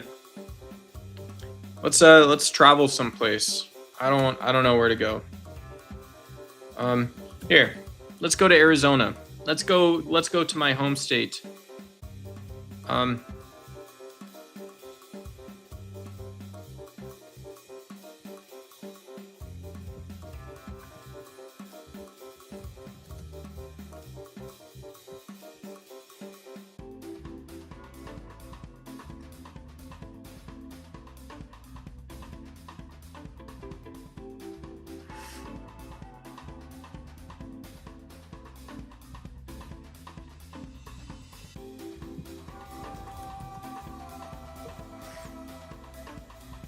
Here's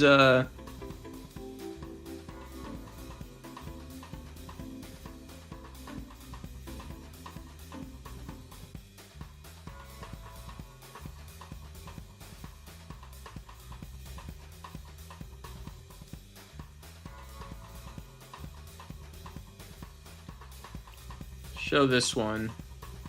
Whoops.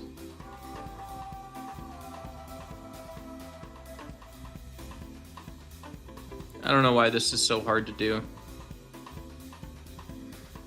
Wow, this is a hard one.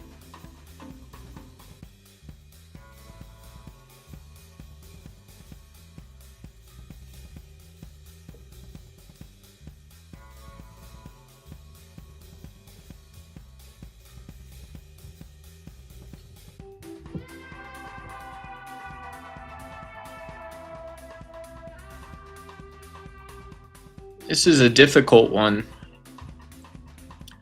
Where is it? Where is it? Oh, cool. I probably have an answer. I maybe have an answer. There's a...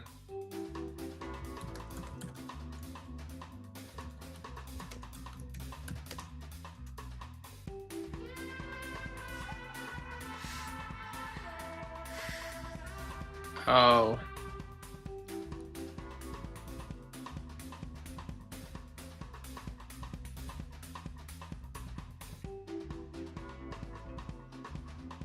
Oops.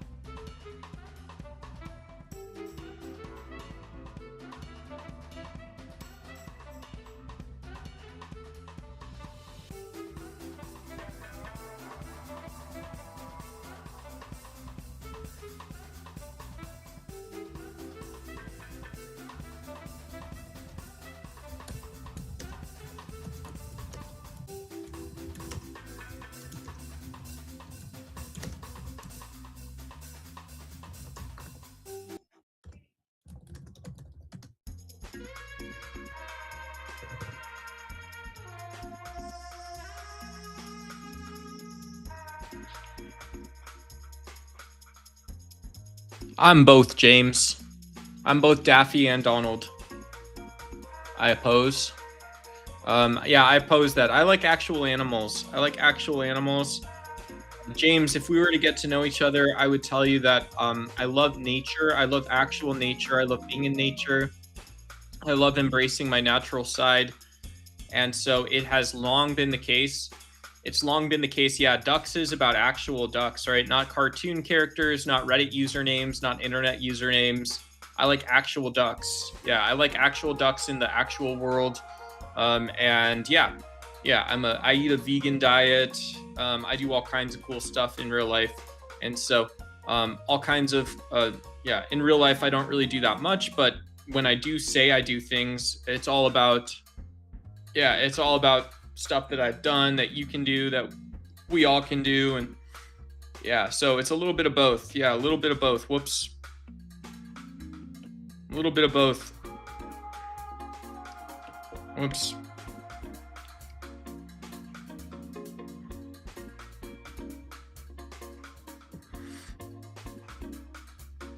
Hell yeah, Drake Mallard. Drake Mallard, 43V17R.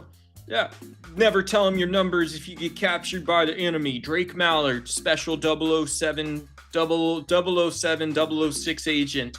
I'm a double triple odd agent. Drake Mallard's the name. Drake Mallard is the name. Drake Mallard is the name. Drake Mallard is the name. Yeah.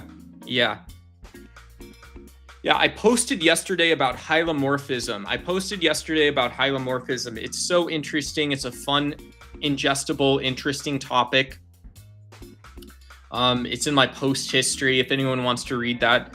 I do use, if you guys are new to DucksY, I do use the social media functions here. So feel free to say what's up in comments, tag me and stuff. Say what's up. We're a small channel and all that kind of stuff.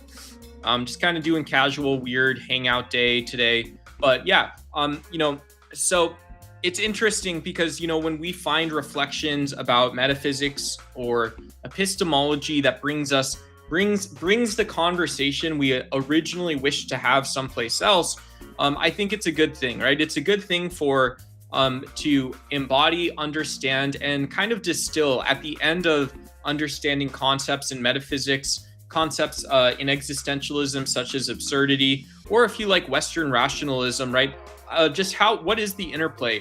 What's the interplay, or what's the outlay actually look like for talking about physicalism, materialism, and talking about mental properties, especially in 2026, right? Because you're always going to have Sabine Hossenfelder, you're always going to have a Neil deGrasse Tyson, or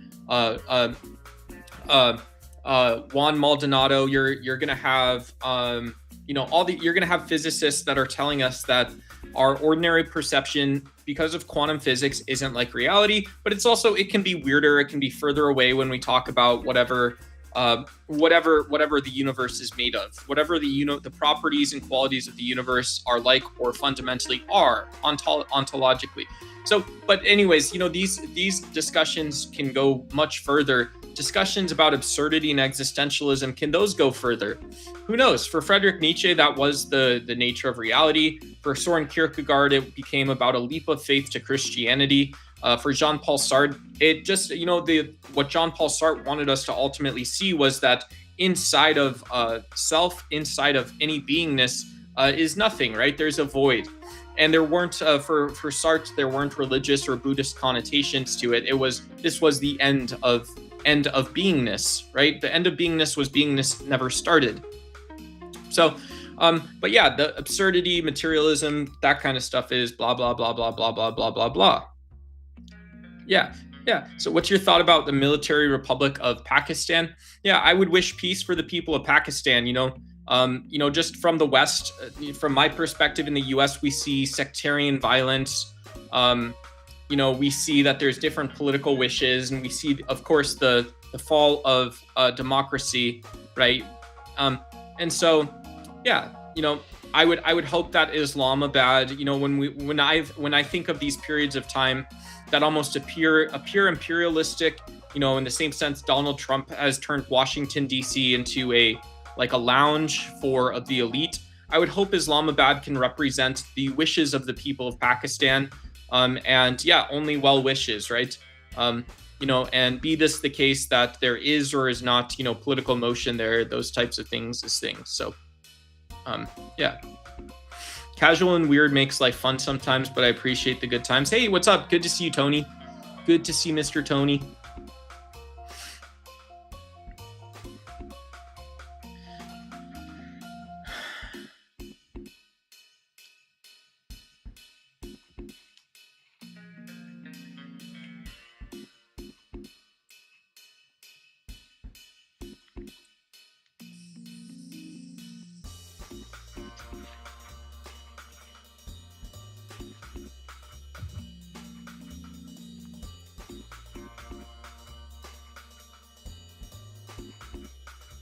On Afghanistan, yeah, I mean, I think we should be ambitious when we look at regional politics, and we've seen when we see that I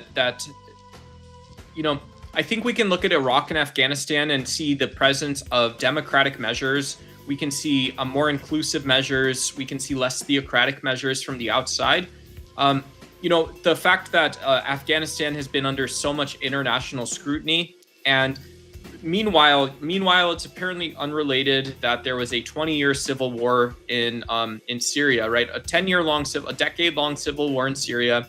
There was this massive conflict between Israel and Pakistan, Israel and Palestine and Lebanon, with the Hezbollah fighters, the Hezbollah sort of conquering force in some sense, or whatever you have it as, and then you practically you also have Trump invading Iran, right? Donald Trump's what seems to be a feudal war in Iran, and so to say that this was an optimal solution, in some sense, it doesn't recognize it. It simultaneously undermines the sovereignty of places like Afghanistan, but it also undermines the fact that the international system can seemingly crowd things out for just whatever reason, right? Arbitrary reasons in some regard. So, yeah. I think a lot of people, when we go back down to developmental economics and nation building. Developmental economics and nation building, and we can ask, well, where is Afghanistan? Where's Kabul in 2026? One can both be critical as well as try to develop a nuanced view of why we see women's rights or children's rights, the political goods produced for, what are the political goods produced for women and children in Afghanistan, and then where does Afghanistan see itself moving into the future? I think it's disappointing. It's disappointing there was less of a discussion, and that areas where we can make progress, we can make huge progress together on, doesn't seem to be recognized or appreciated. So I don't know.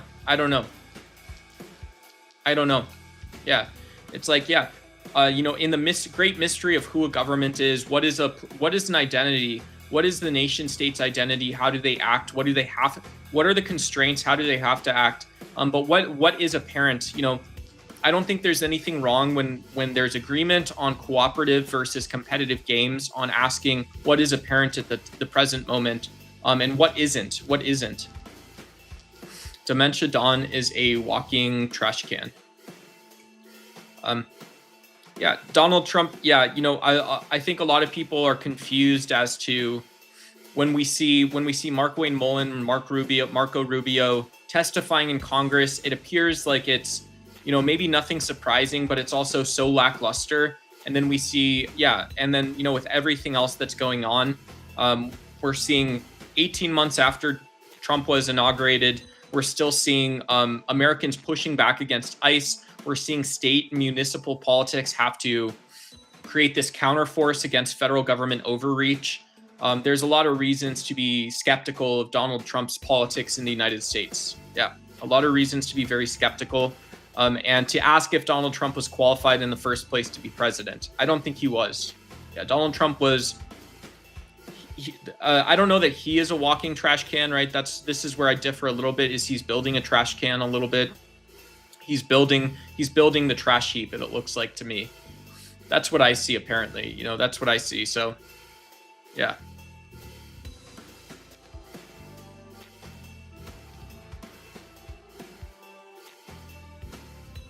Yeah.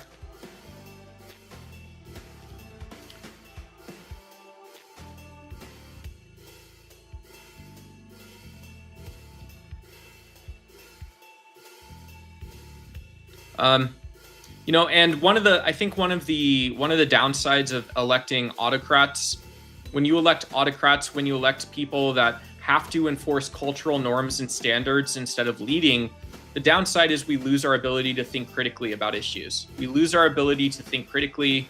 We lose our ability to be creative, to be smart. Yeah, Trump is the best president ever.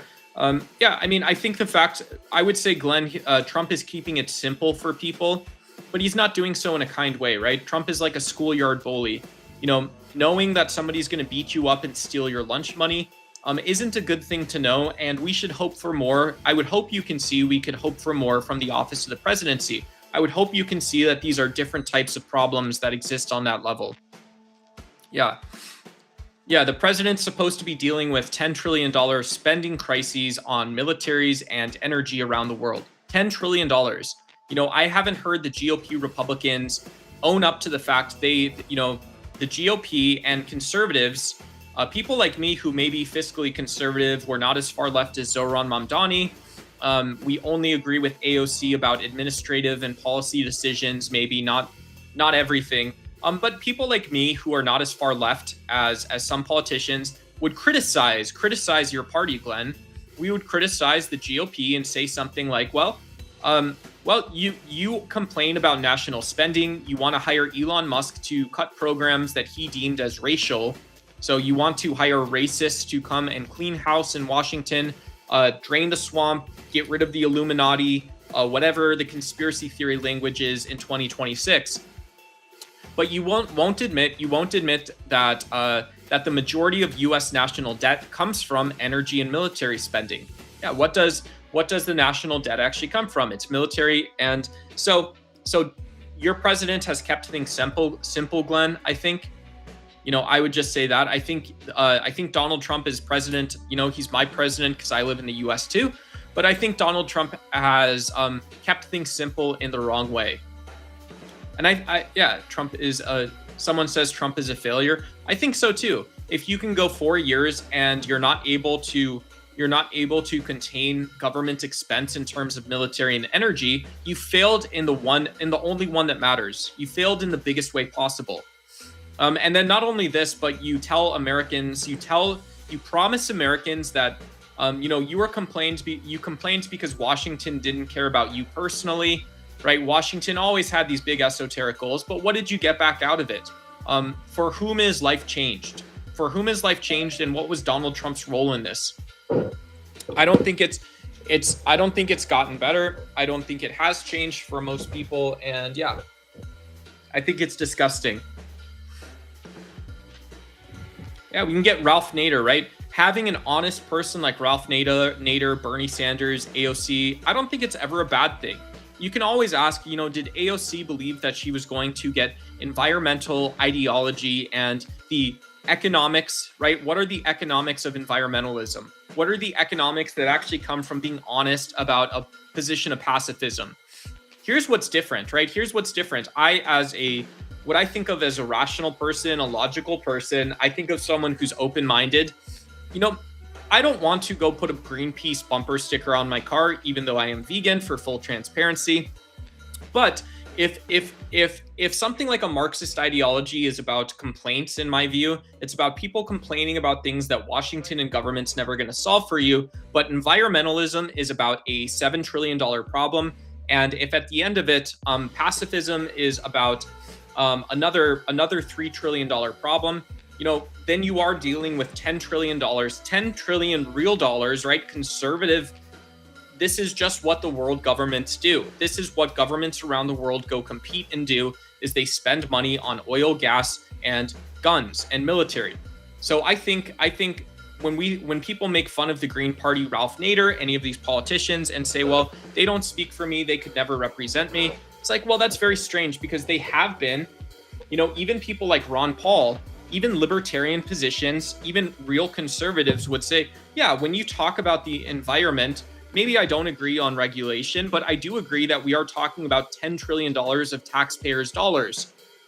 To me, that means that bipartisanship can exist. To me, this means that a political base can be educated and informed and be in the loop, right? Have discussions about things that actually matter. Things like inalienable rights, things like how we actually sort of get ourselves ready in the morning. You know, do we get ourselves ready in the morning? I don't know what ranked choice is. You'd have to tell me, almost high. You'd have to tell me about ranked choice. I don't know what that means. Yeah.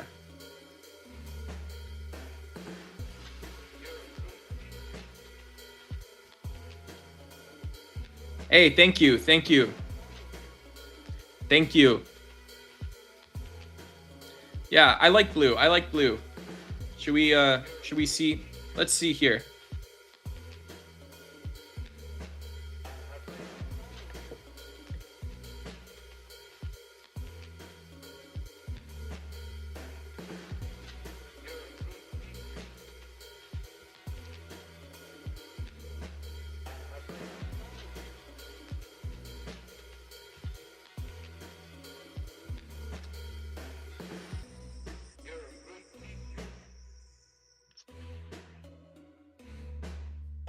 Yeah, I don't know why politicians would force someone to be someplace they don't want to be. In my opinion, I'm not sure why that would exist. I'm not sure why that would happen. Yeah. I don't think you could. But yeah, I think we should offer, we can look at, I think it is a political issue to look at the material circumstances where someone isn't, the material cases where someone isn't,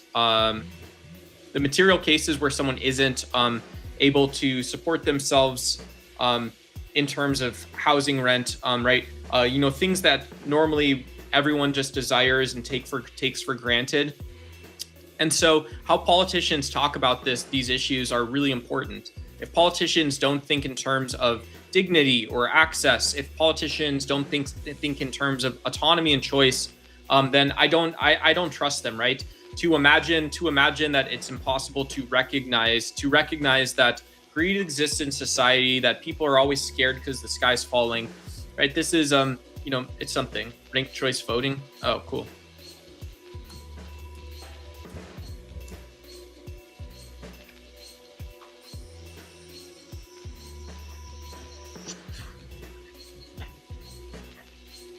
Oh, cool.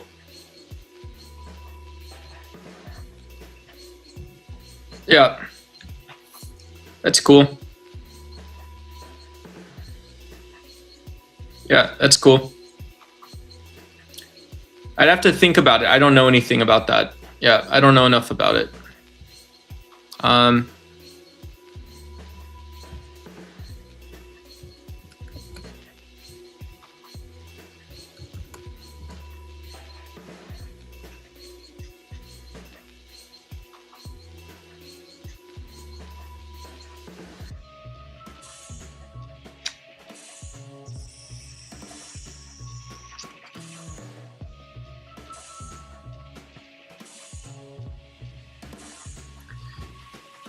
Yeah, let's go. Yeah. Yeah, the Green Party should be, third parties and libertarians should be thinking about how we can, I think, reduce the burden on ordinary Americans. I don't know why any country would endorse or vote for politicians that say you have to do more as a citizenry while we see the government spend money on things no one asked for. Why we see the government fighting endless wars, why we see the government going out and starting new fights, preventing us from having global conceptions of citizenship, creating artificial differences and inflating lies, basically investing in lies to spend our money. At some point, if that's the story, that it doesn't happen every day, but it does happen over 30 years. If we look at any 30-year stretch in history, this is what's actually happening.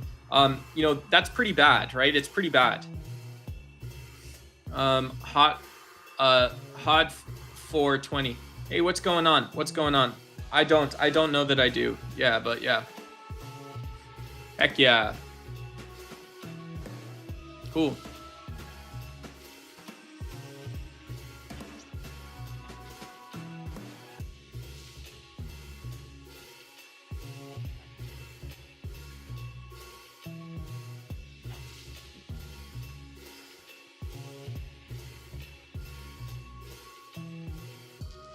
when you think of your goal reaching a small number of people,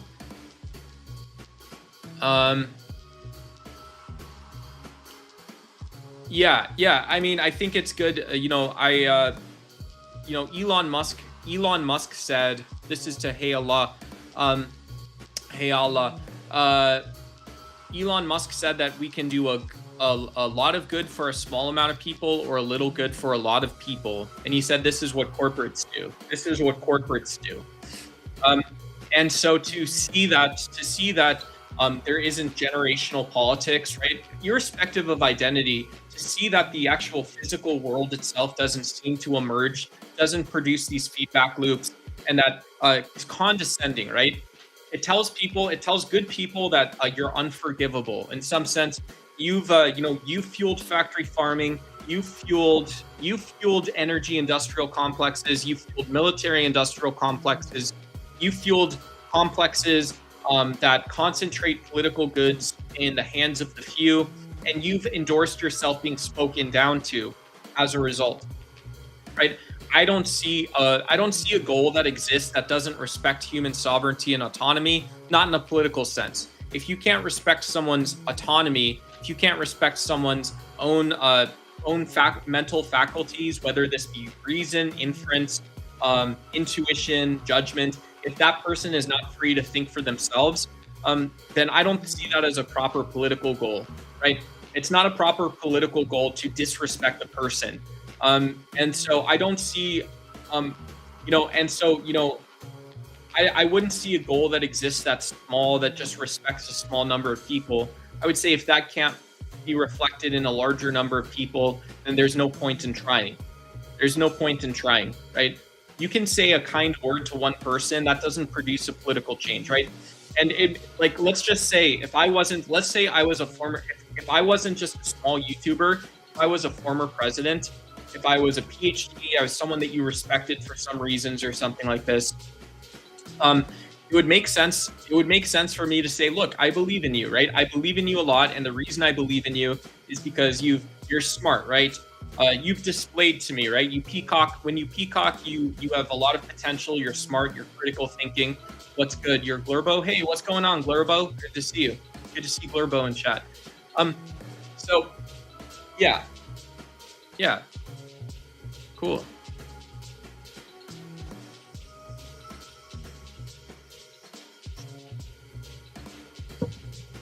Yeah. So to me, it's very strange to see people be condescending or to support delusional beliefs, right? Donald Trump's not as dumb as he's led on. He's not as dumb as he talks down to people. He knew he lied to people, and he told people like, look, you're smart enough to know these conspiracy theories are made up, but they're useful. But that's not healthy, right? That's not a healthy mindset, that you can use lies and disinformation that you don't know who they're going to affect. And so I don't think Donald Trump's ever been political. I think Donald Trump's always been he's always been just something else, right? In some sense, he's an interpreting artifact, right? If you look on him politically and socially, him and Charlie Kirk, and whoever else you want to include in this, right? You become a political artifact. You become this interpretation machine for other causes and things that happen in the world, and it's always different. It's always different, but it's always different because it always becomes different because at some point in time, like Hitler loses in the end, right? Hitler loses in the end. The Roman Empire loses in the end. Ancient Mesopotamia loses in the end. The Egyptians lose in the end because the ideas failed. So if Donald Trump's not supporting ideas that win and doing so in a way that's a very low barrier of entry, right? I don't know how this is disclusive, how this is elitist, saying that you have to have a good idea and that idea has to respect people. What's the idea, and do you respect people? Nothing else. Literally nothing else. Literally nothing else, right? I don't want you going around with tweezers and a microscope telling me how every nut and bolt works, because you might just be wrong to begin with. So why when Charlie Kirk pretends to be more fine-grained, why when Charlie Kirk pretended to be more fine-grained, when modern political commentators on the MAGA right, these teeny boppers, as I like to refer to them, people like Cam Higbee, many others, but you guys go around, and at the end of it, you always have the answer. You have the description. You know what the machine is like. Your dad, both our dads were blue collar. We both came from blue collar families. It just happens that I'm neurodivergent, and so the big difference is that when you're describing an outboard motor, something like this, I'm going to go back and talk about John Locke or Jean-Jacques Rousseau. So I don't want you, right? I don't want you going through, and when you're wrong to begin with. Yeah, can we let's please be respectful and stuff too. Yeah. Can we please be respectful? I don't know what's going on. I don't know if there's joke. Mom, dad, stop fighting. But yeah. I don't know about the mask, but I've heard about it. I'm using one she's wearing without knowing its purpose. She hung it up in a picture and made the picture my purpose and put it in my living room.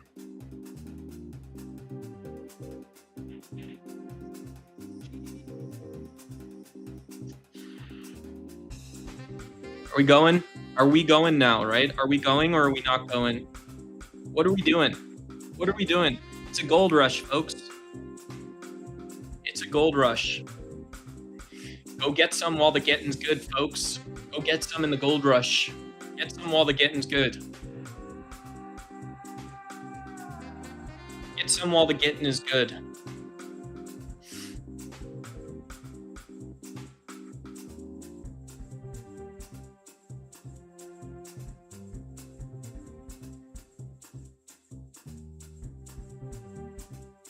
American consciousness as it pertains to the Constitution. Interesting. Yeah, interesting. Whoops.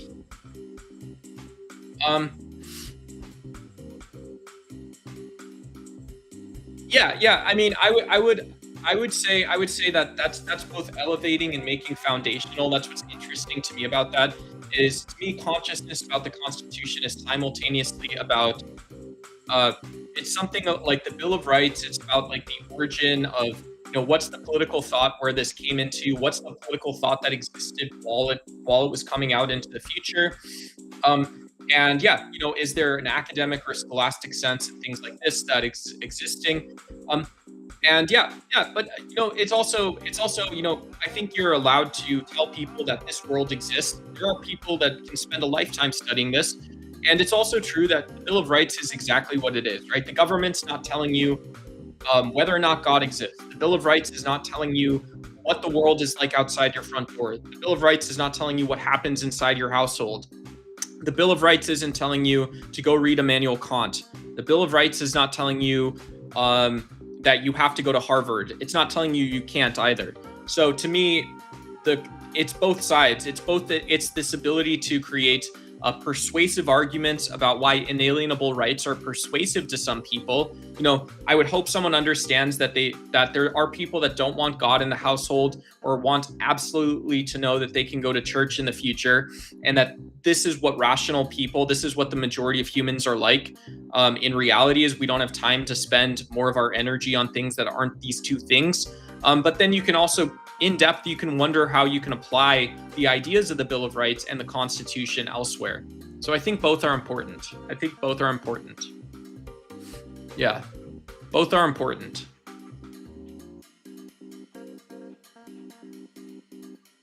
Hey, what's going on? Good to see you.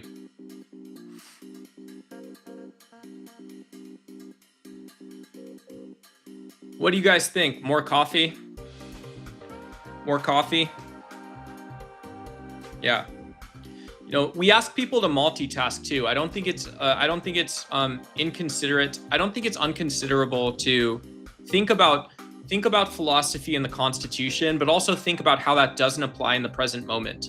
Yeah, think about how it doesn't apply in the present moment. And so so like this idea of leaving evidence is sort of this, like, it is a very grandiose and maybe hard sense where there's a continuation, right? There's a continuation of scene A to scene B. There's a continuation of what did John Locke and the founding fathers say, and then what is Donald Trump saying, right? Not even what Donald Trump's saying, right? That doesn't matter. If Donald Trump's not qualified to be president, he's not about the world, right? He's almost like this weird sort of fiction statue. But what's happening in economics? What's happening in politics? And then where does this go ultimately? Where does this go ultimately?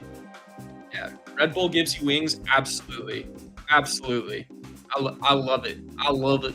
I love Glurk Luck. Glurk Luck.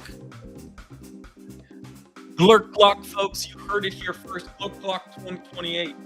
Before the Industrial Revolution, 80% to 90% of the population were farmers. Yeah, there's still, yeah, this is, the US's economic composition, right? The US's economic composition is 30 to 40% of US jobs are managerial and service economy jobs, finance and managerial roles. This is right? That's right. Yeah. This is a huge difference maker. When you say what people learn in their corporate roles, it may be the case this is deeply politically relevant. It may not be also, but you can imagine that what life is like and what political demands material emerge because of this are huge, right? So a critical theory would say there is such a thing as a managerial class. There is such a thing as the top 5% of earners in any society, top of whatever it is, the top 1%, the top 5%, where we're actually at. That's where this expands to. But someone else can just say, well, not everyone has that, right? Someone else can say, yeah, I can appreciate first and foremost, that even before getting to the level of theory or political thought, not everyone has these like high level earners. There's many countries where their capital cities are composed of agriculture workers. There's many places where even in their capital city, it's only the case that 10 or 15% of people have service economy and management jobs, which is profound. It means on the one hand, there is a deep understanding, recognition, and appreciation of what service sector economies are like. There's a deep recognition and therefore of consumption. There's a deep appreciation and recognition for energy consumption. All of these things must be political realities because in the scale of ancient civilizations where you had basically you had people growing lentils and going out on trading expeditions to fuel cities of 500,000 to 1 million people. In the modern era, a lot of times, even poor countries that industrialized later, we're talking on the scale of tens and hundreds of millions of people. So the condescension, right? This is why global citizenship is so important. Global citizenship and cosmopolitanism and thinking about human nature in terms of philosophy and thought, these three things, it's human nature, it's global citizenship, it's wondering what people are like. What is a person doing a thing like in any scenario when they're in a society? Yeah, when you're in a civilization or part of society, where do you see yourself? How much do you see? So, and yeah, this is really deeply important. It's really deeply important. There is this crazy huge idea. There's this crazy huge idea where it's like, yeah, seeing that these are ultimately ideas that, yeah, if you have 10% of people making computer widgets, and I've got 40% of people in my country making computer widgets, that means that we have a massive overlap. There's a massive common interest that we have.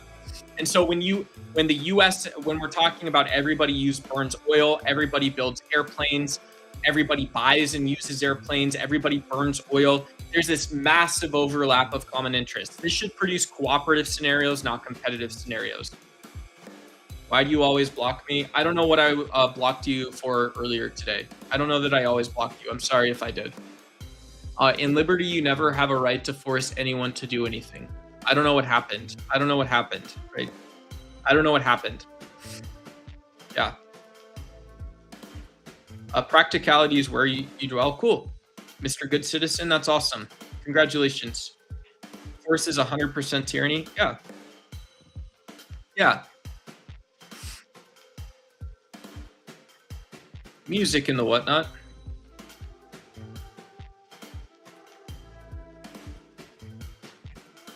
Ow.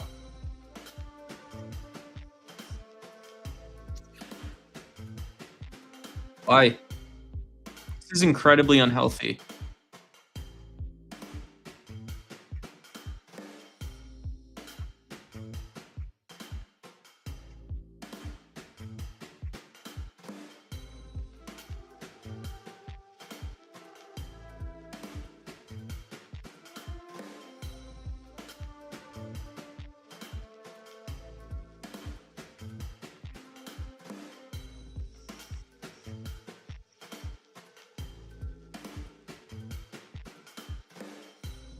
Cool. Oh, I know what I'm gonna do. I want to try this, guys. I want to try this new layout. Let's see how it goes. Let's see how this goes. Whoops.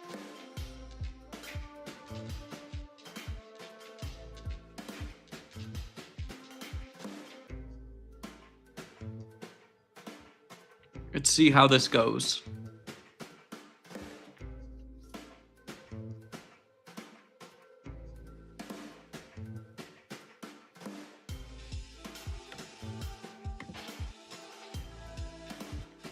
Um,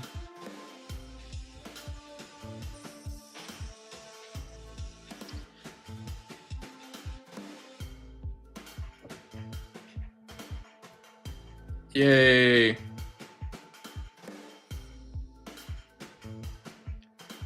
Let's go.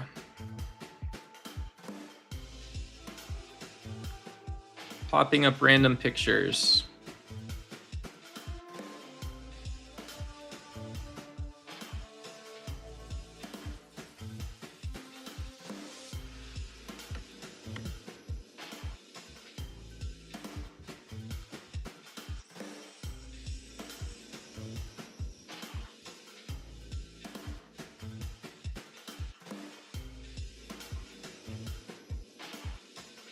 Oh, nice. Ow. No? Yay.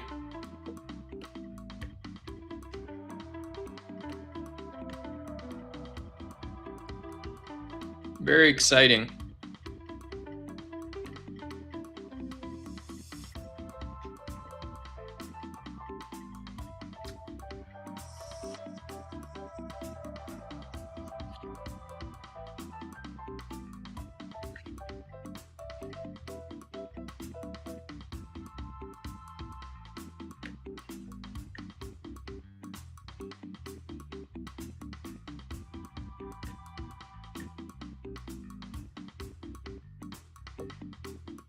I don't see anything wrong with this.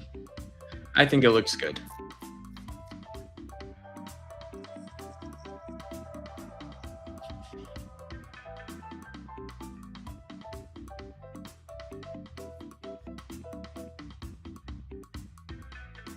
Yeah, thank you, Almost High, for moderating today as well. Always appreciate the help on the channel and stuff like that. It's cool. Almost High is our secret. She may not admit it, but Almost High is our secret hidden genius on the channel. Yeah, she's very cool. Not that intelligence isn't something that exalts one over the other, but it's also, she's cool. She understands. Yeah. She understands things for what they are and stuff like that, which is cool, and has her own opinions. Yeah.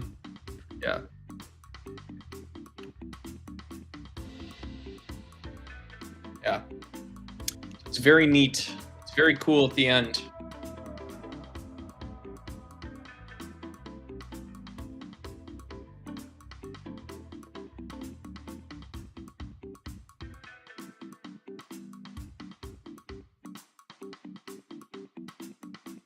Do do do do do do do do do do do do do do do do do do.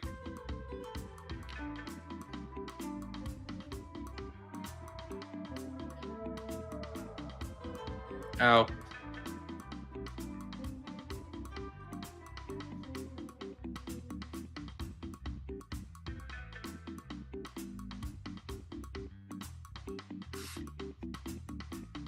I'm gonna go get coffee, I think.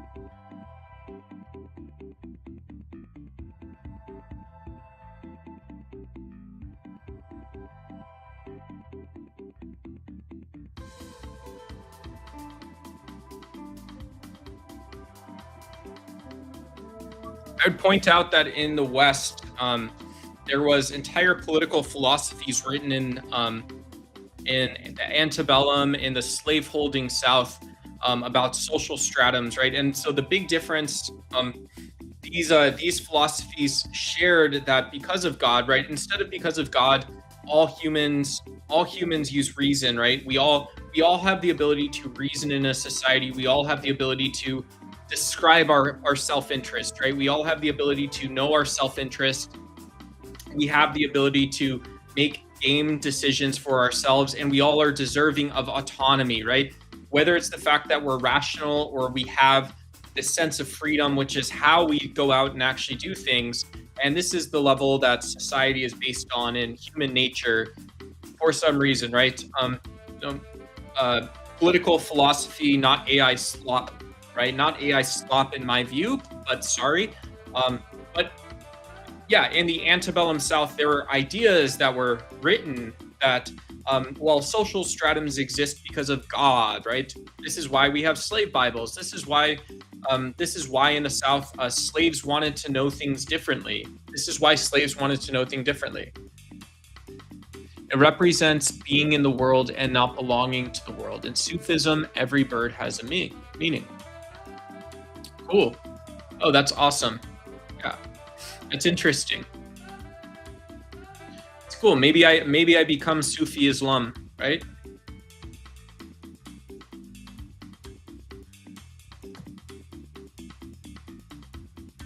Kantian take. Let's do it. Yeah, Kant was a savage. A little bit, but yeah.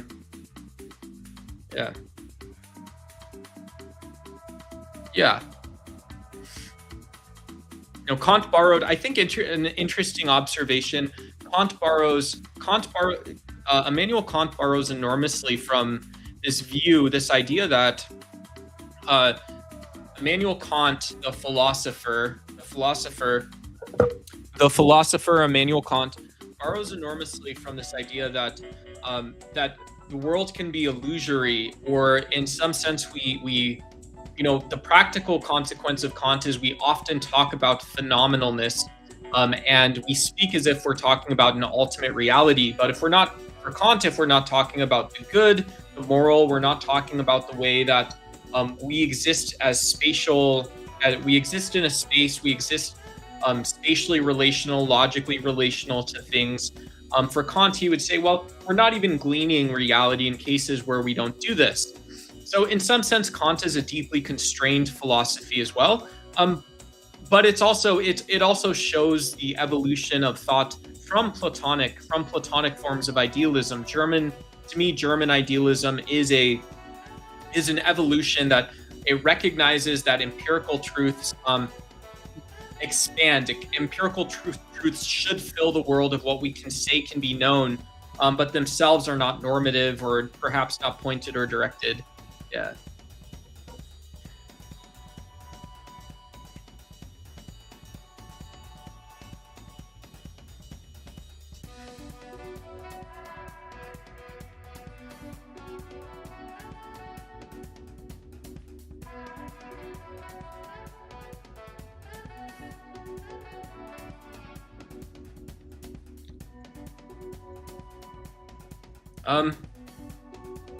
Yeah, May, I would challenge that. I would say what I would agree with is, yeah, I would agree that a class of people such as slaves, you'd have to go find since the 1800s.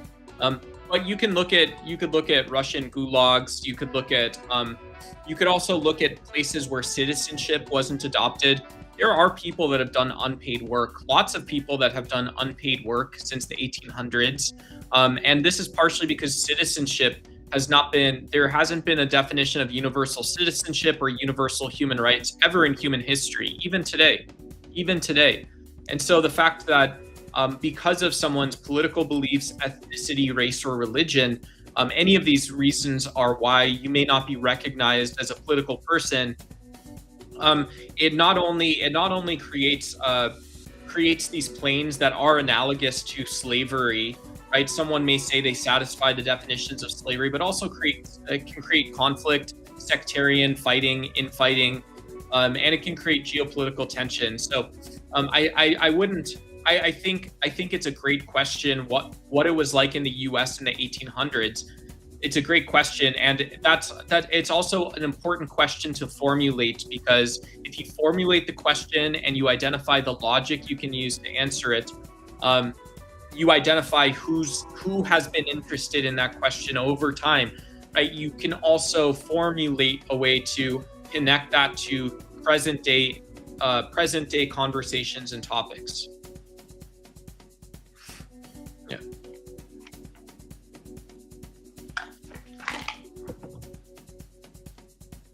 Yeah, and Peter Singer would draw the connection to animal liberation as well.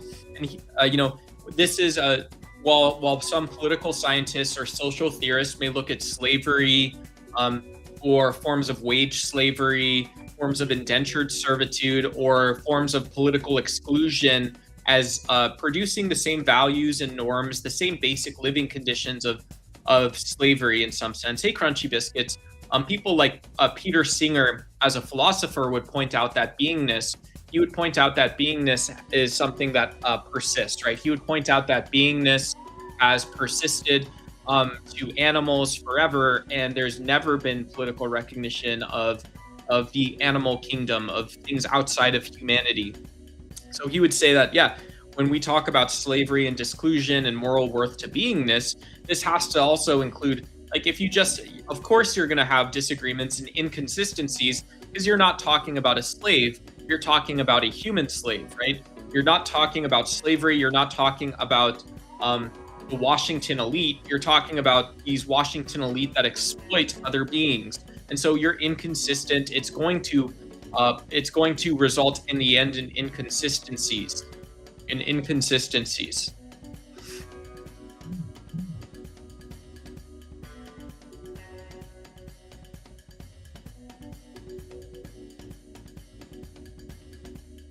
Down.